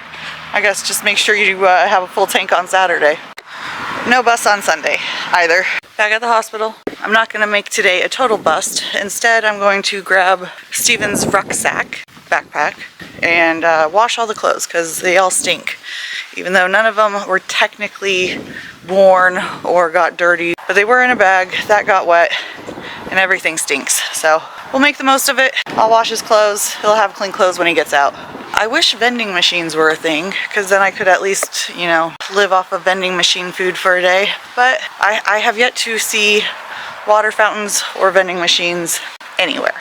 I am a spoiled American. I am realizing how much I take for granted. Okay, so this is something. Open daily. I hope that includes Sunday. But if I go to the dining hall, I might be able to buy some food, because I really don't want to just live off of bread. I need protein. Change of plans. First thing we'll get out of the way is we're gonna go to Tesco. It's apparently a supermarket 23 minutes away. If you're wondering why I didn't just find that out while I was already in that direction, again, I don't have internet. The hospital has free Wi-Fi. So with that, I'm gonna go walk down to Tesco, get some supplies that I need, and then if we move to another location, I won't have to go find this stuff again. So I don't have anything I have to do. I'm just sitting at that house worrying. It's gonna be all in all like a 2.5 mile walk. I wanted to do a lot of walking in Scotland. I am technically in the Highlands. So yeah, we'll take a long walk. My blisters are killing me though. I will say I'm a lot more blistered than I'd hoped I would be. So maybe some good socks. We'll look for some good socks.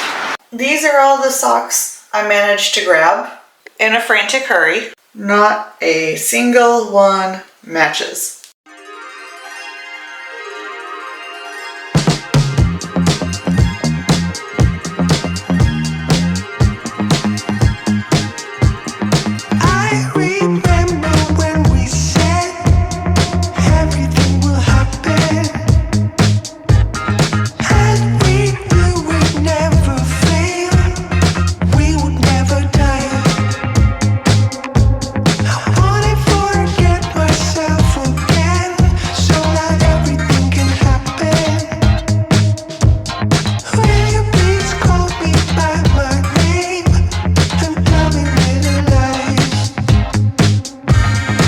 Figure out how to get this road, but not today. Today I gotta follow this loop. Tesco is gonna be on a main road, so I haven't been lost yet today.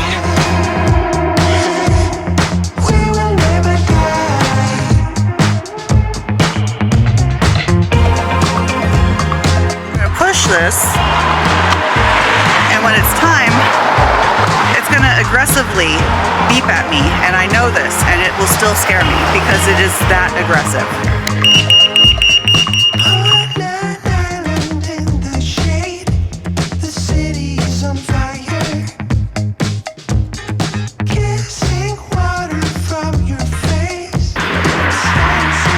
I approve of that message.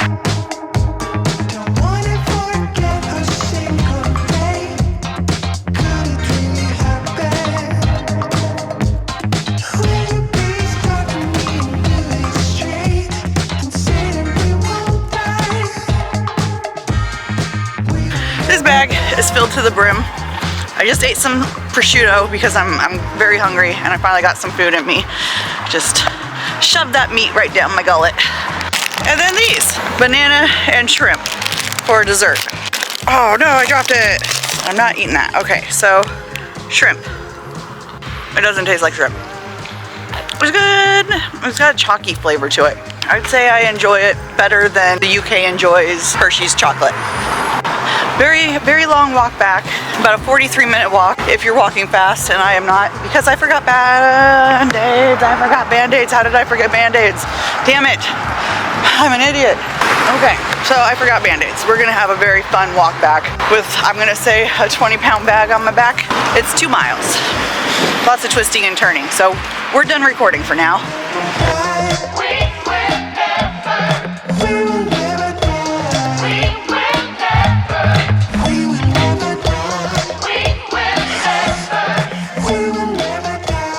I definitely said I wasn't going to talk anymore, but I got nothing else to do. I'm walking and thoughts just keep coming and I keep seeing cool things. So I think I want to find a Highland cow stuffy as my souvenir. I think that would be perfect for me. And then for Steven, I'm pretty sure he needs something that goes like, I survived Scotland even though it definitely tried to kill me. I I think that would be right up his alley. I'm so fucking tired. Look at this beautiful weather.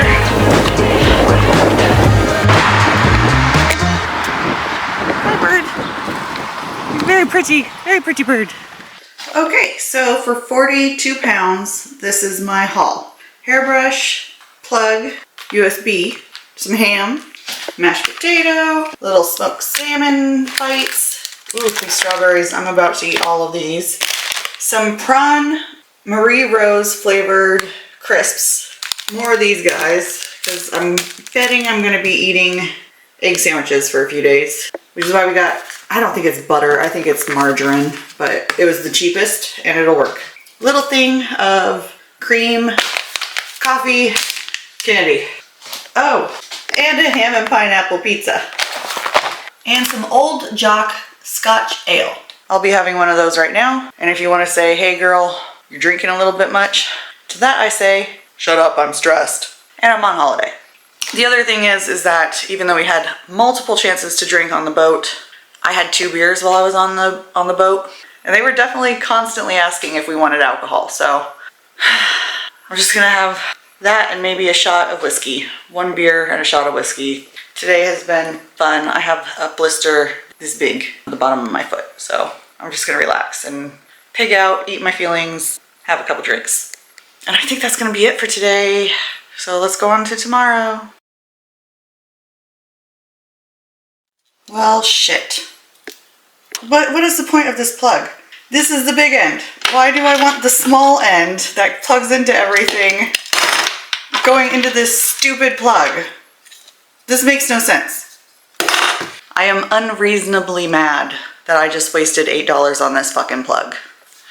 In the grand scheme of things, I know it doesn't matter, especially with Steven's ever-growing medical bills, but damn it, I don't have,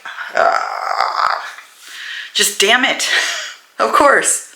And this is why portable chargers are important.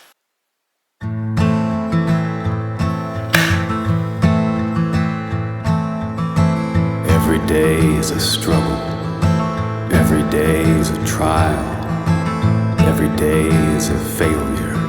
I have to walk another mile, I'll go wherever you go. I just want to go home.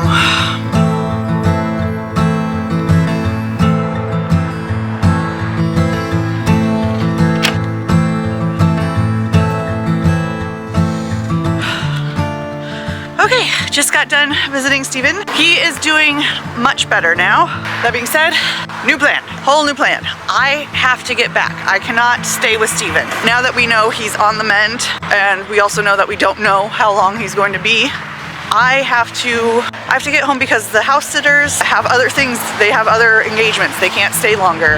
We have bills that have to be paid by a certain time. Otherwise we're gonna rack up late fees, and who needs extra fees right now? I gotta get our bags from the Mallaig marina. So I'm gonna be taking the ferry ride, the bus ride, a train ride, airplane ride, back home. All with no internet or text messaging, because I don't have text messaging until we get out of Canada and back into the US. I also need to wash all of Steven's clothes today because, you know, they stink. So, Steven and I are going to be spending today writing down every single step of the way, every detail, every contingency plan if something goes wrong. Again, no text messaging.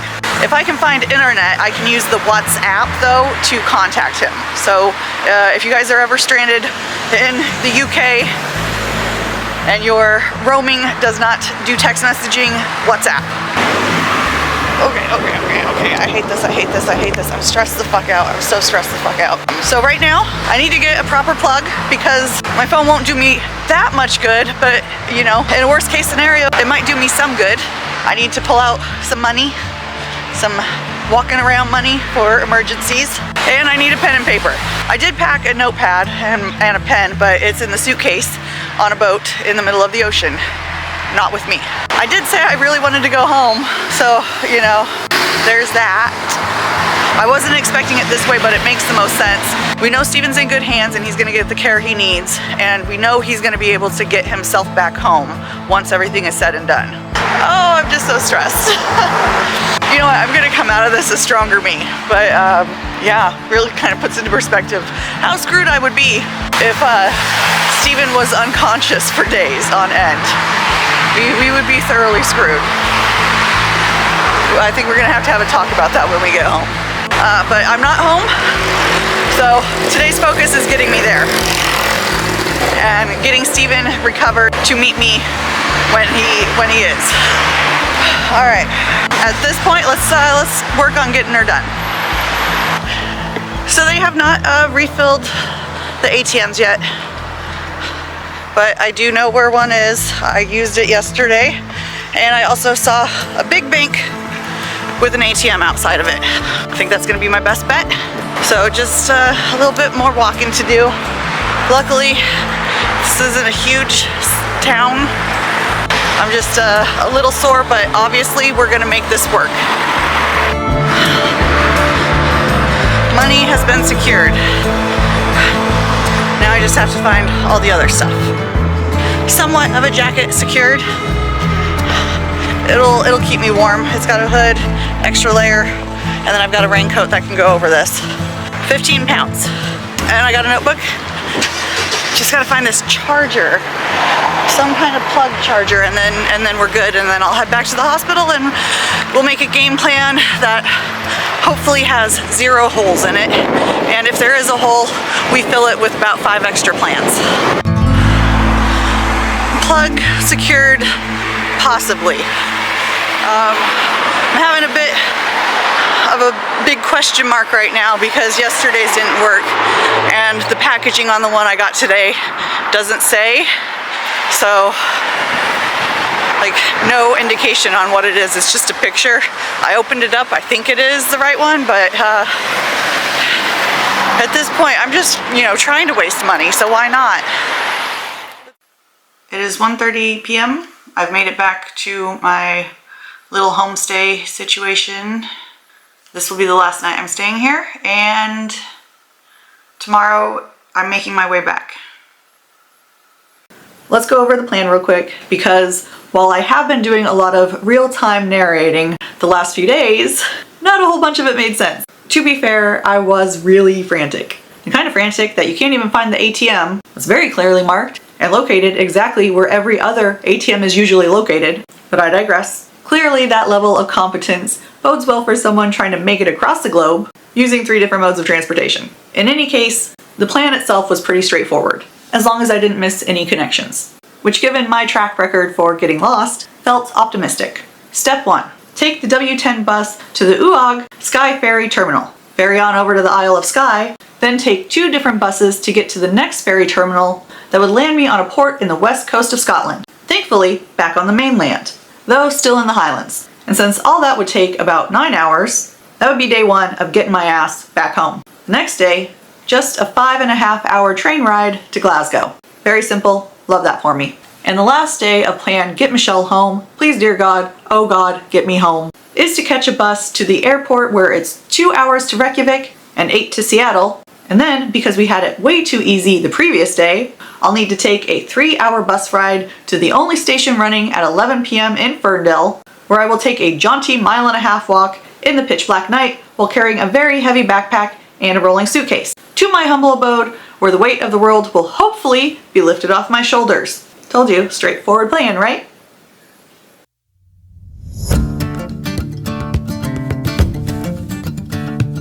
It's 8 a.m. I got 2 very full backpacks on my back, a feet full of blisters, and no way to call anyone if needed. Let's see if I can make my way to the US with all those things. I'm sure it'll be fine. Everything's gone fine up to this point. Why wouldn't it go fine for the next 2 days, right? Wish me luck.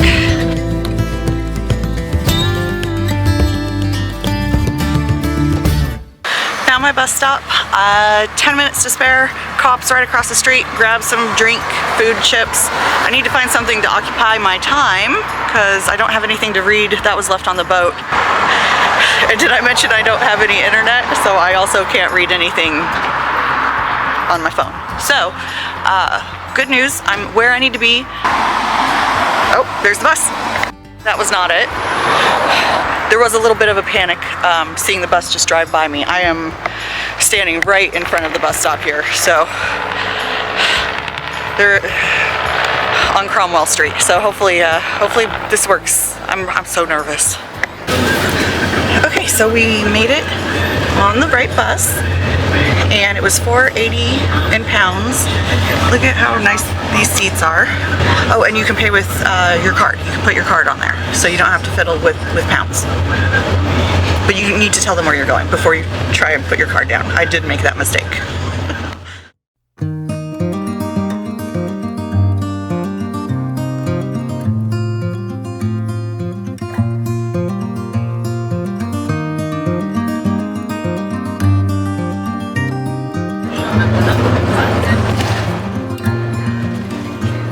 I'm a traveling spirit, I've seen many shores, from the West Pacific to the island of Kenya.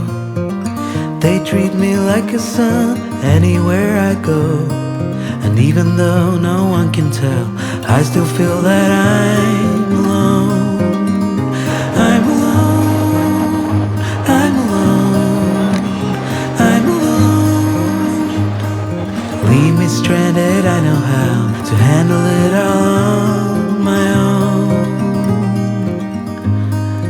On my own.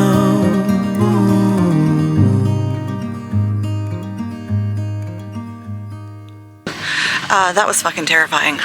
So, I need to see about securing tickets. The terminal says it's right there, so right off of the bus stop. Really nice and easy. And then, depending on time, I grabbed food just in case. But I wouldn't mind having a meal made for me. And to get out of this wind, it's a little chilly. So, we'll see. We'll see where we're at on time.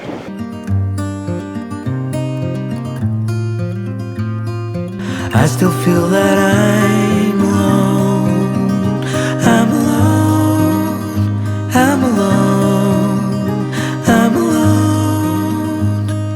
Leave me stranded, I know how to handle it all on my own. I'm alone. I'm alone.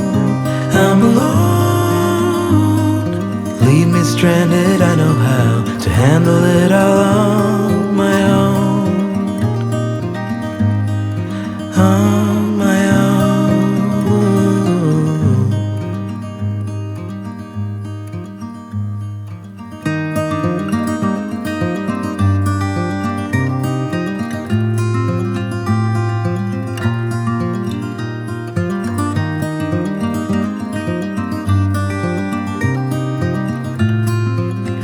A lot nicer than the ferries I've been on. Usually you're lucky to find a place to stand. Also, they started boarding at like 11:10, so I'm really glad I didn't decide to go eat somewhere. So just wait at the ferry if you're that close. In the unlikely event of an emergency, you'll be informed by means of an emergency signal. Anyone taking children on deck are asked to ensure they are not lifted or held above the height of the ship's handrail. Oh no, anxiety creeps up on me.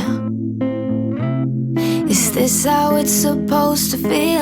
Let's take a look around, shall we? I got someplace that I gotta be. It won't leave. My friends say, get out of your comfort zone. It's a blessing in disguise. Get out of what you call home. Your name is written in the sky. It might feel just like you're on your own, but baby, it's another lie. Remember you were made. I think I did this wrong, and now I don't know where I'm supposed to go. I'm in the carport area, and I need to not be in the carport area. I just assumed this is where I was going, and now I'm completely lost. Oh shit, oh shit, oh shit. Bit nervous. The doors are supposed to be open right now, and I have 10 minutes to get to the next stop. This is the only tricky part where I'm kind of cutting it close. It's the 2-minute walk, but if this takes 10 minutes to open the doors, then I'm screwed. Okay, so I was supposed to be down in the car park area, but minibus, at a certain time, then they put you in a minibus. They want to take my bag. I'm not going to do that. I have 10 minutes, less than. I have 8 minutes, so hopefully I can get there. The bus that we get on to get off the ferry takes us right to where the bus stop is. End of this building, 2 feet away. Well, more than that, but or meters. It's meters out here. We're on our way. 40-minute ride. You're on your own, but baby, it's another lie. Remember you were made. I try to work, but it doesn't work. I try to say something, but there's no word. I try to justify my actions, less reactions, heart beat raising. Oh, it doesn't work. I try to work.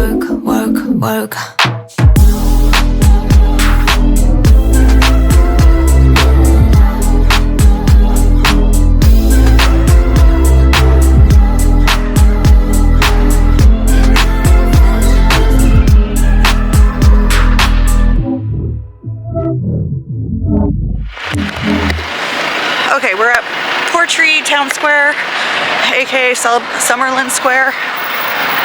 Bus stop. I need to find the 52 transfer, and I've got like an hour and a half at least. So find this bus stop, take a look around, because this town square really feels like a town square. I don't know, like in America, downtown, it doesn't feel like a town square, it just feels like downtown.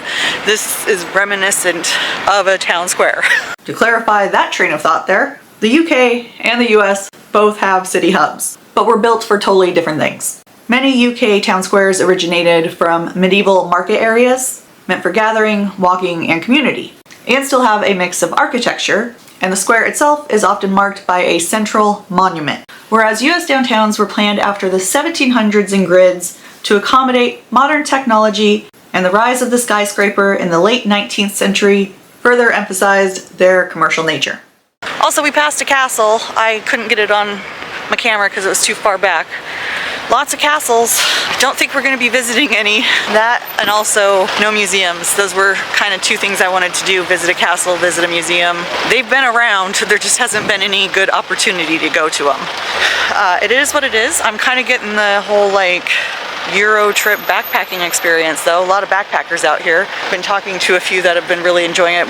Some are from, what is it, Finland?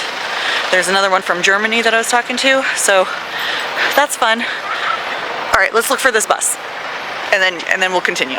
Okay, so this is the only bus stop. This is the only one, and it is the 52, and some very lovely ladies helped me figure that out. So I've got quite a while. I'm not gonna move past this circle area, so let's take a little look. First thing, aren't they so stinking cute? I'm pretty sure I got some footage. There were some cows on our little bus ride here. Not Highland cows though, just cows. And then tons of sheep everywhere, which I will never get tired of seeing sheep in a field. I don't know, something about it is just really cute and pretty. Bus stop, Portree Hotel. Now the ladies told me for a souvenir, don't go to the white building, go to the one next to it. So that's what we'll be doing. So we may make a change of plans. We may go all the way down there because it's still really close, and I just want to see all we have to offer in this area. Greeting cards, toys, confectioner, and tobacco mist. I've spotted my Highland cows. Okay, which one do I want?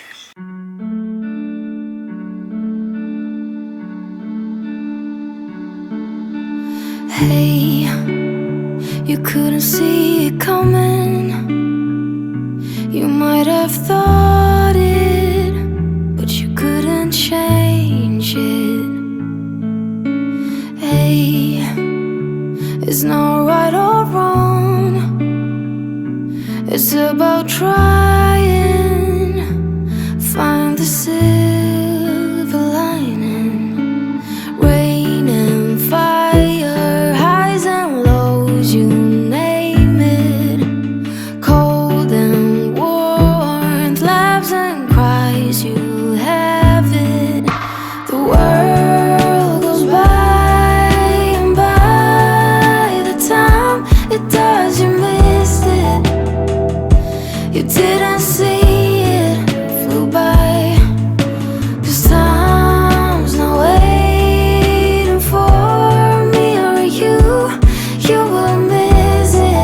the bus to Armadale ferry terminal, 10 pounds. It's going to be an hour and 15-minute bus ride. Or then we'll have an hour and a half wait.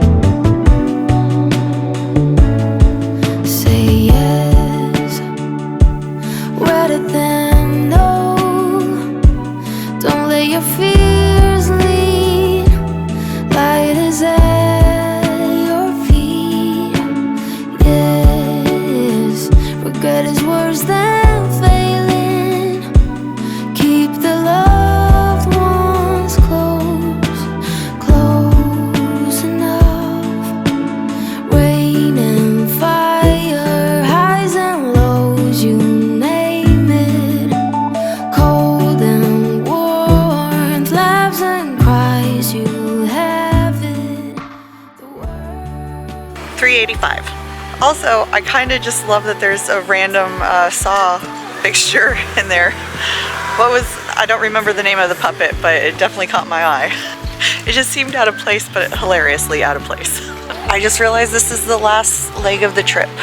This is going to be a 30-minute ferry ride to Mallaig, and that is where we were supposed to originally be at. So this is going to be the end of the cost from getting from Stornoway to Mallaig, where we originally were supposed to be. So we'll pop up the total now. Also really glad that this is the last leg of the trip for 30 minutes, and then I can go check into the guest house, go to the marina, collect our bags, and then it's going to be pretty easy from there. This was the hard part of the trip. I know from Mallaig I can get on a train.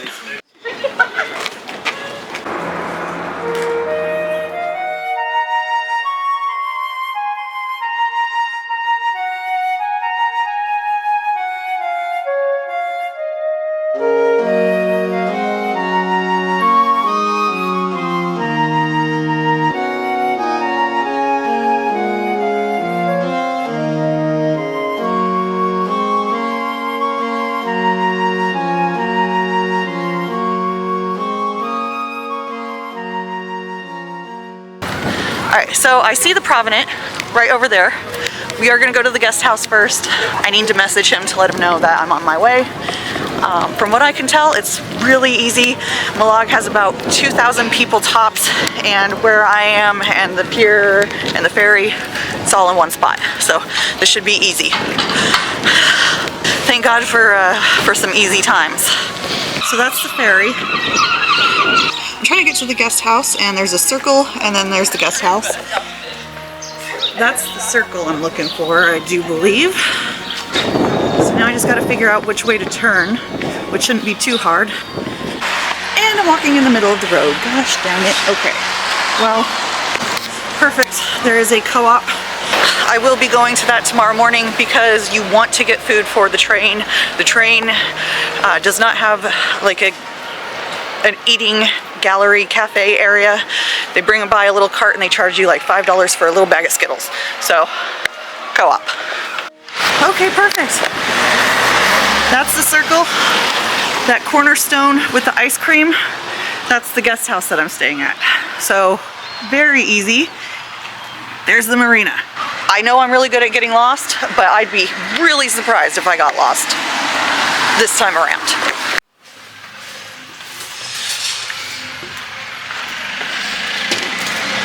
We are opening, okay. I think I go up the stairs because that's a bathroom that way. I did do it wrong, but no worries. They weren't mad at me. I just have to go around. We're good. So yeah, this makes a little bit more sense. If I had looked for maybe 2 more seconds, I would have figured this out. Okay, so this is the room. I love these pillows. Of course, we have a tea station, TV, and a nice scan of the room out to the harbor. I'm going to get connected to the Wi-Fi, contact people, take a quick walk back out there, grab our luggage, and this time I'm going to know where I need to go to get back in here. Everyone is so nice though. They're like, don't worry, relax, it's okay. Yeah, I need to relax. Okay, It is 8:30. I am finally back in my room and I've had a couple drinks. I went and got these 2 bags and then the crew completely, totally, 100% twisted my arm and made me go drink with them. So I've had a couple gin and tonics, 2. So now I can check off having a drink at a Scottish pub, which is something I wanted to do. Honestly, it was a lot of fun. I missed seeing them. It was great seeing them and I'm gonna miss them. You really get close to the people on the boat and we shared a lot of stories and I feel close to them and they're just so nice. So I am gonna miss them. I feel like I'm going to never see friends that I made that mean something special to me. So, but I will keep in touch on WhatsApp. And did I mention that I miss them? You know, you spend hours in close quarters, share a table together for breakfast, lunch, and tea, experience new and wondrous things together, and fill all the rest of the time with stories. And there's just no way that you don't get very close to these people. And yes, I am still in contact with them on WhatsApp. I just got vacation photos from one of them last week. One of the things that I am so grateful for from this trip is that I got to see so many great things about people in general. A group of close-knit friends welcomed us in without bias. Everyone I met was either willing to lend a helping hand or encouraging words, and an honor system was always respected when offered. That being said, I have to make these 2 bags into one. They're both very full, which means that I will be discarding a good majority of items in them. Anything that isn't worth that much or is in due of replacing, because a lot of the stuff I brought is stuff that I wouldn't mind if it got ruined. So I think it's doable. We'll figure this out. Good morning. Let's see what I managed to pack. Pretty much all of it. These are my 2 bags. Getting rid of the extra tidbits I don't need. Socks, underwear, and a case, but nothing electronic in the case. I apparently brought 4 pairs of shoes with me. 5. These shoes, my water shoes, and then these 3. So goodbye. And then that belt is actually just falling apart. So 2 and 2 here. Not bad. It's 7:30. I need to find some food to take with me on the train. I went to the co-op. For some reason there's like no cold sandwiches. It's all frozen food or chips and I'm kind of sick of chips. So we're on the hunt today. It's gonna be a really easy day though. I just have to go to the train by 10 o'clock. So I'm gonna go stop and purchase a train ticket, find the food, come back here, gather my stuff, and check out. It's easy enough.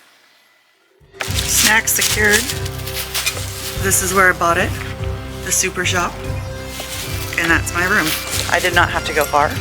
I feel really guilty on how easy I'm having of a day. Steven did not have the best time last night. Alright, that's the train station. That symbol right there means train. Alright, where do I buy the tickets? Please present card. Where do I buy the tickets?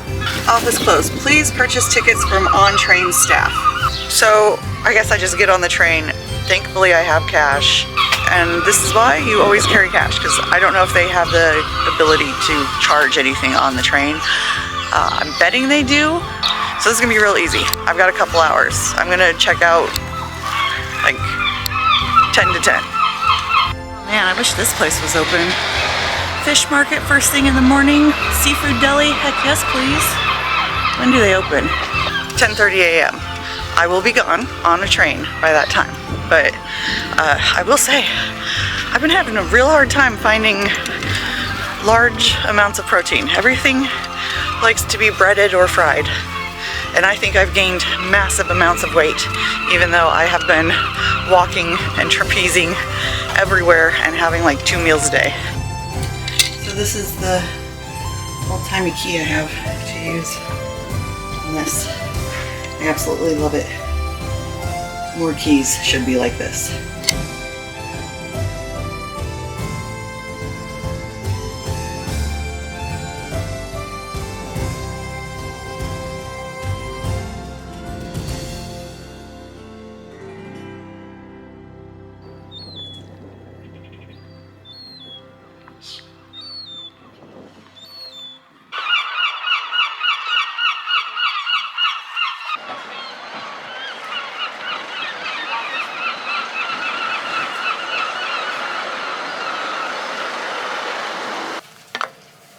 Are you guys tired of seeing the Scotland terrain yet?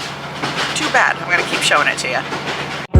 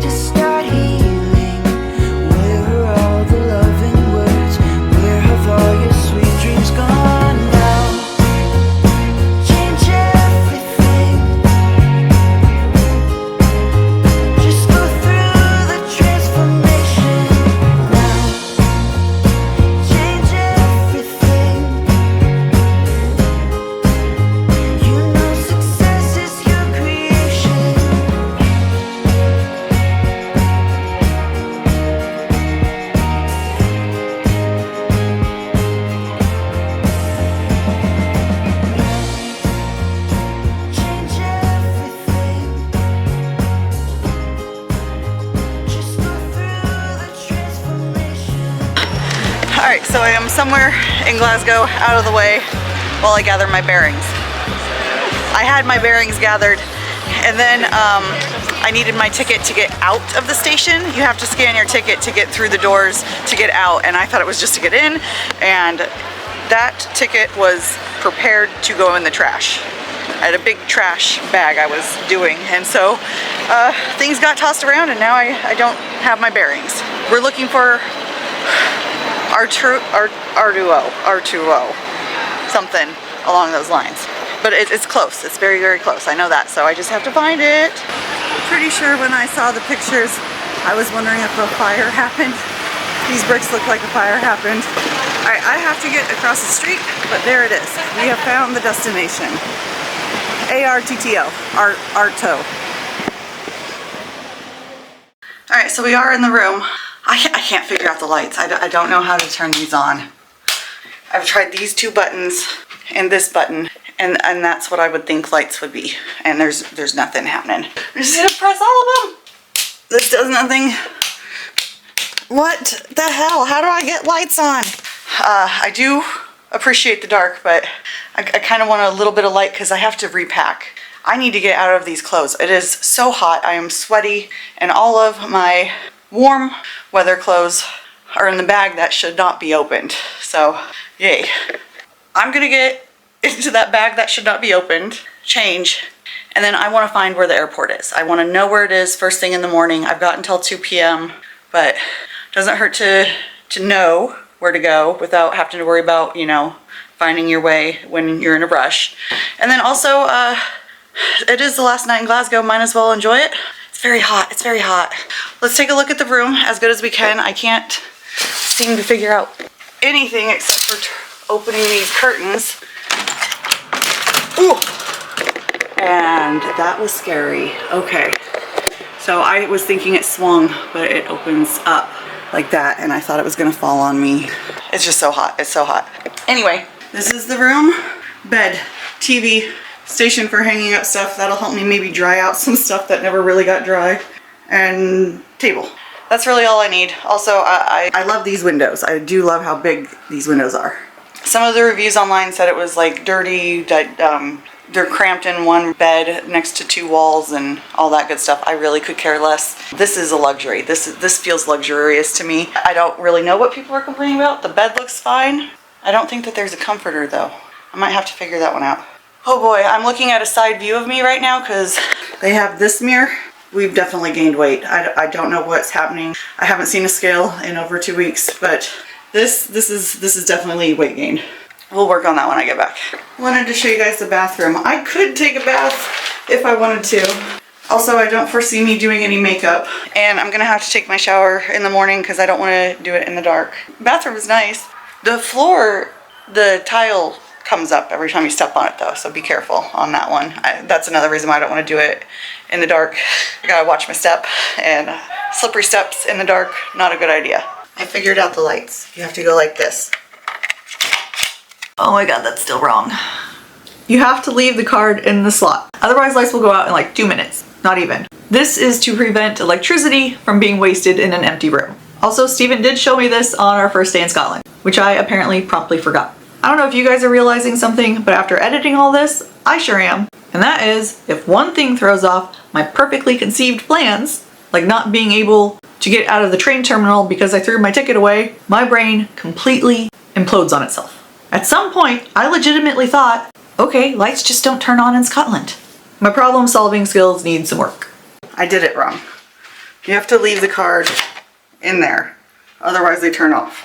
Hopefully that will also start the AC because it is hot and it says AC, so I don't know. There is no AC in the UK.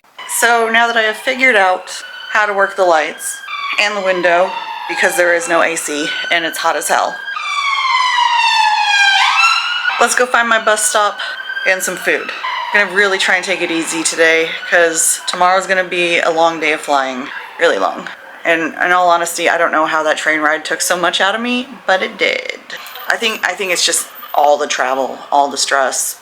But I've been having as much fun as I can along the way, and it's an adventure and a story that not too many people can tell. But holy shit, am I tired. Also, like 4 people have asked me if I'm all right. And I was wondering how rough must I look? I was like, well, yeah, I know I look rough, but I usually don't have people just argue all right. It's a hello. It's how people say hello in the UK. They're just saying hi. And I'm usually responding with, I'm just smoking, or everything's great. And then they look a little confused, and that's because they're saying hello, and I'm like, I'm just great. I'm just smoking. Okay, anyway, let's go. Right, so 500 Glasgow to airport, Monday to Friday, minutes, 10. It is literally one left and then walk straight right across from the atrium court. If you're looking for a cheap room and you don't mind that there's no AC, but the bed's nice, the pillows are nice, everything functions, I think it looks like a nice clean room. The lights do work, and it's close to the airport bus. Yeah, I don't know how to pronounce it, ARTTO hotel is good. Good enough. Better than a lot of places I've stayed. Let's just say that. Food. Plenty of pubs, I don't know. I'll see if they got something to go. I'm really not feeling like being out of the room. Honestly, I'm kind of done. I'm just done. We're gonna stop at the wee Scottish corner. I'm gonna see if they got water. I need water. Although there is a Tesco Express right across the street. And also it says pizza, fast food. I might just do that. Wee Scottish corner is souvenir shop. So Tesco. Water is acquired, plenty of places for me to grab food for tomorrow. I'm just gonna grab a whole bunch of snacks. There's a lot more options in the central area of Glasgow.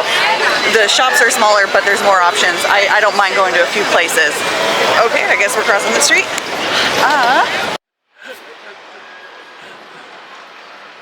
I messed up. I didn't get any sauces. There's vinegar on it, and I got distracted by trying to remember that you do want vinegar on your fish and chips. Forgot to ask for tartar sauce. Tartar sauce. Oh, I can say tartan correctly now. Tartan. Earlier I was saying tartan. It's tartan. Even got the right accent on it this time. Okay, cool. Anyway, I'm gonna enjoy this, and I'm gonna just lay around in my underwear because it's hot. And we're gonna catch that bus in the morning, and then I'm gonna go home. Yeah. I can watch YouTube. It's almost like I'm at home. Today is going to be a very long day. I've got a 2.5 hour plane ride, an 8-hour plane ride, and then a 2.5 hour bus ride, and then a bit of a walk in the dark. So this is gonna be rough, and then I'm gonna be home. So it is what it is. Let's go get some food before we start this day that I don't want to start.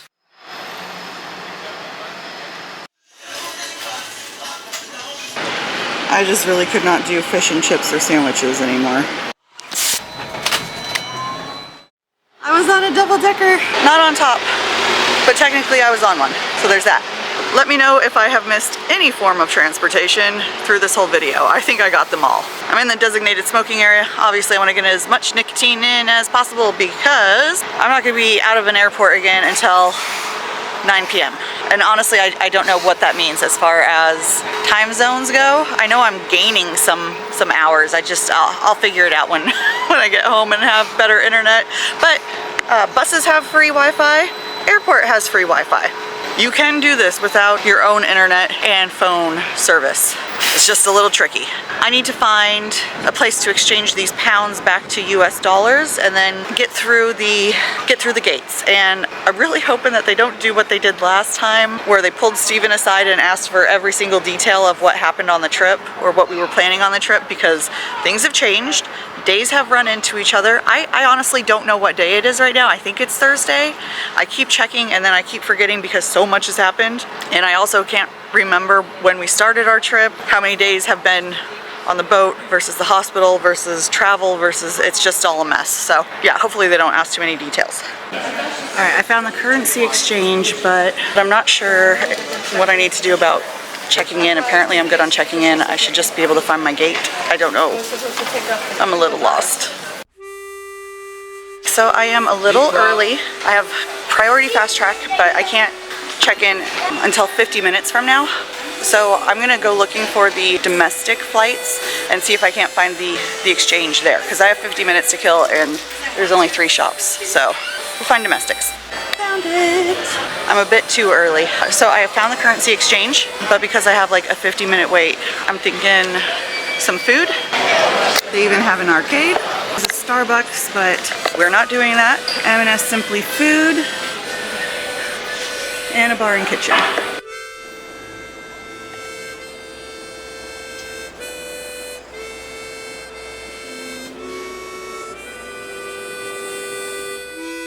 All these options at all the places that I went. This is definitely what I would have been eating for to-go foods had there been these options. And I probably wouldn't feel like shit so bad.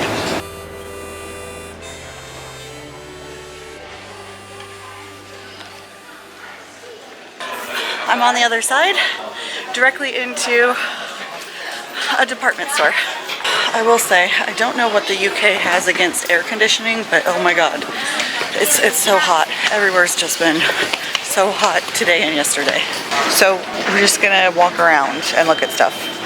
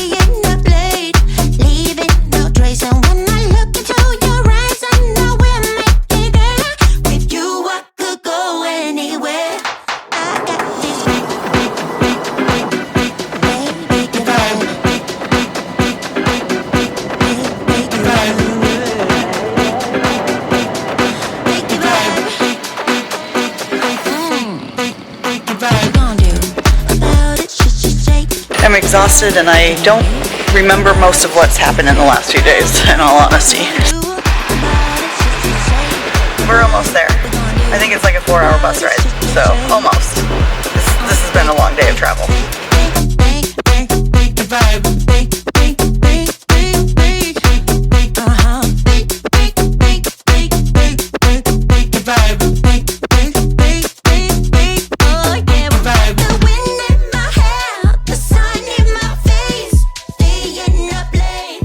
We're on the last leg of it. I'm so tired. I'm so fucking tired.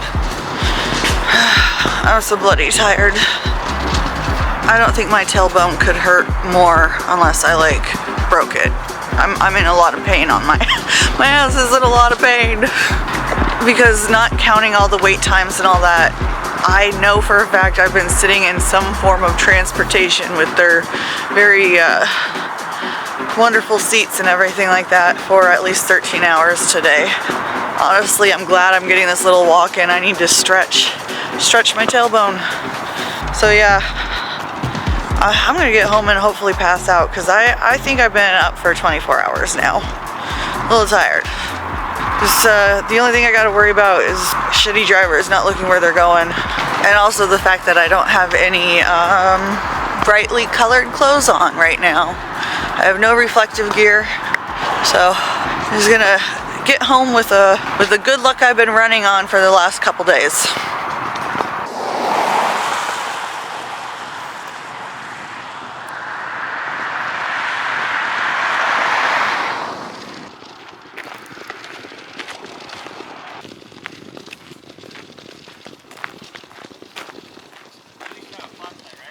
What? Yeah, somewhat.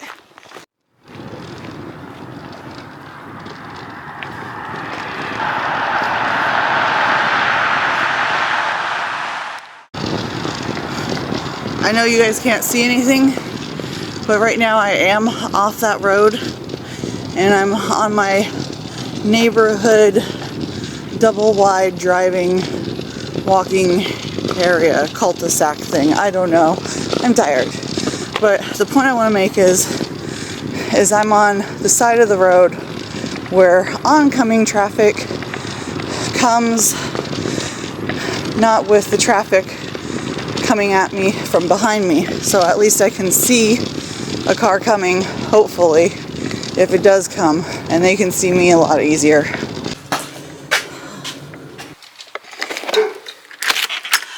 Bark, bark! Hey, buddy! How you doing barking at me? Did you miss me? Hey, buddy! Hi! Hi! Get this heavy bag off me. And yeah, home. Home. Hello. Yes, you came to see me, didn't you? You're your baby. Hi. Okay.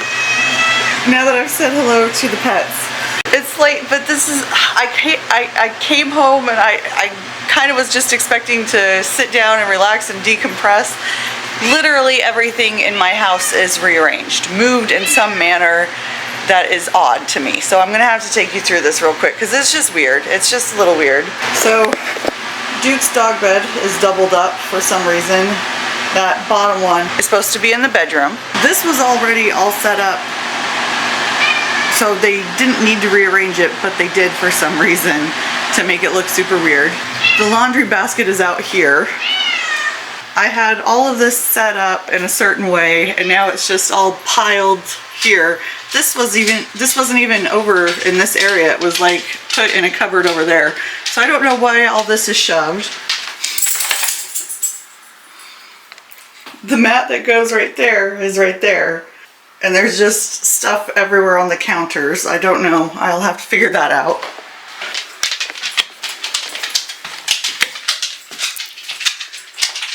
Yoga mats are shoved in this corner for some reason. All my stuffies are removed and shoved on the floor, thrown on the floor. I don't know why this is open. There was literally no reason to open this.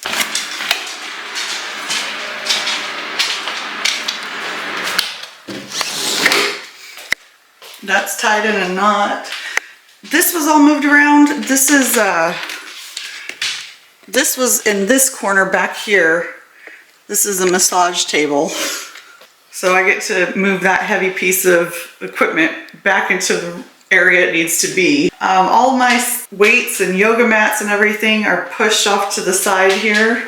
We gave them like 3 days notice that I'd be coming home early. So it wasn't like, oh, by the way, can you get the hell out? There was ample time for them to know to try and put things back the way it was, so that after an intense travel for 3 days, I wouldn't have to come home to a house that's messy to me and then tomorrow clean up. So I'm a little perturbed about that. That's weird. It's weird that literally, hi Mau, I know. It's just weird to me that literally everything was moved in this house in some weird fashion. Like, why is this sticking out? I don't get the point of why this was moved. For this gaping hole to be here. What the hell? And I need to put things in the dryer. The pets are okay. The house didn't burn down, but what the fuck? Anyway, I'm really tired and where's my coffee machine? Where the fuck is my coffee machine?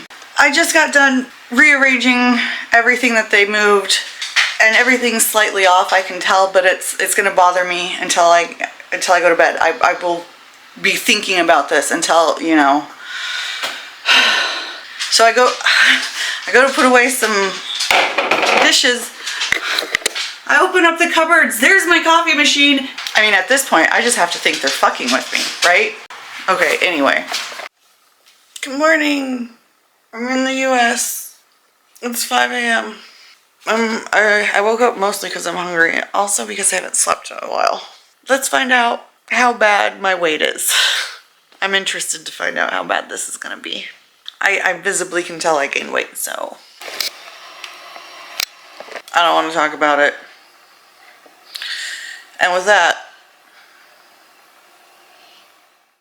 okay, I did not want to have this as part of the vlog, but it is a part of travel. It is a part of what I'm experiencing traveling abroad and having someone house sit for us that, you know, we went off of a recommended website where they check references and everything like that, and we vetted them, and they seem like normal people who were competent.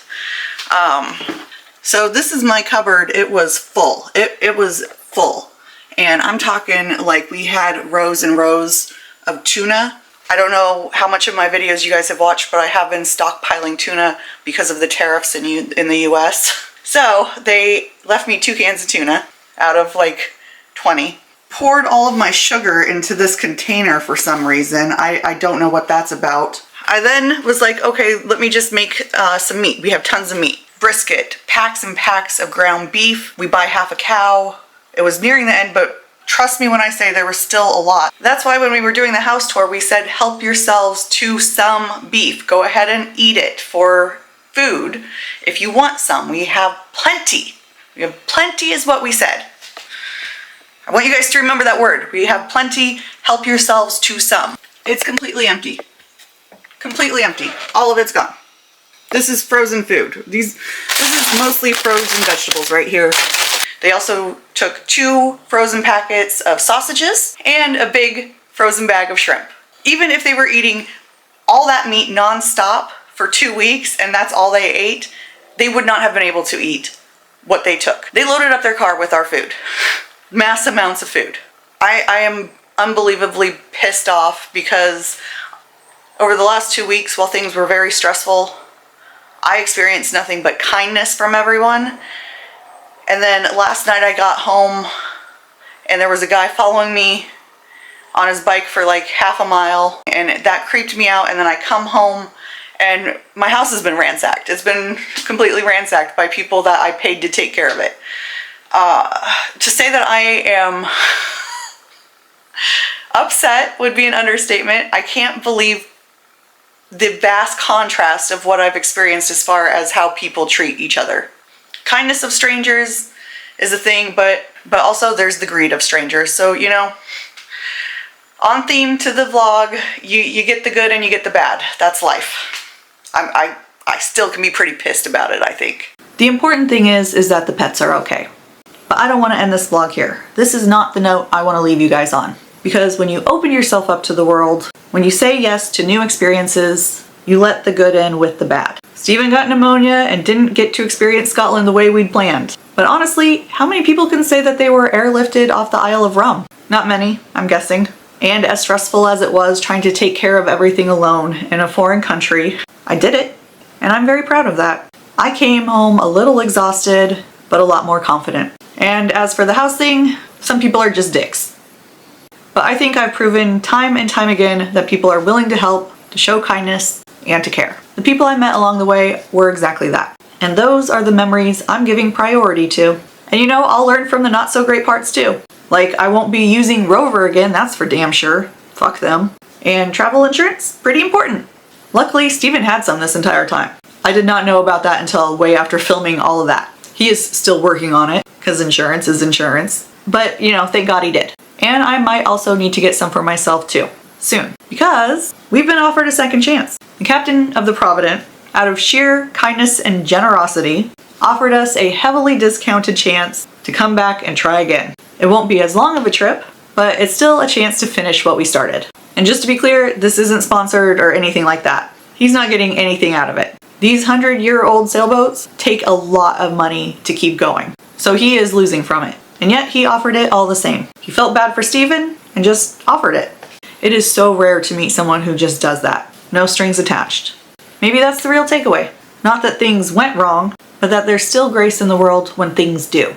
Here's to second chances, the landscapes that leave their mark, and the melodies that linger long after we've left. Cheers. Oh, were my love yon lilac fair, with purple blossoms to the spring, and I a bird to shelter there, when wearied on my little wing. How I would mourn when it was torn by autumn wild and winter rude, while I would sing on wanton wing, when youthful May it bloom, renewed. There's a seal. Also, this is iced tea, guys. Don't worry, I'm not drinking in public property. I'm a traveling spirit, I've seen many shores.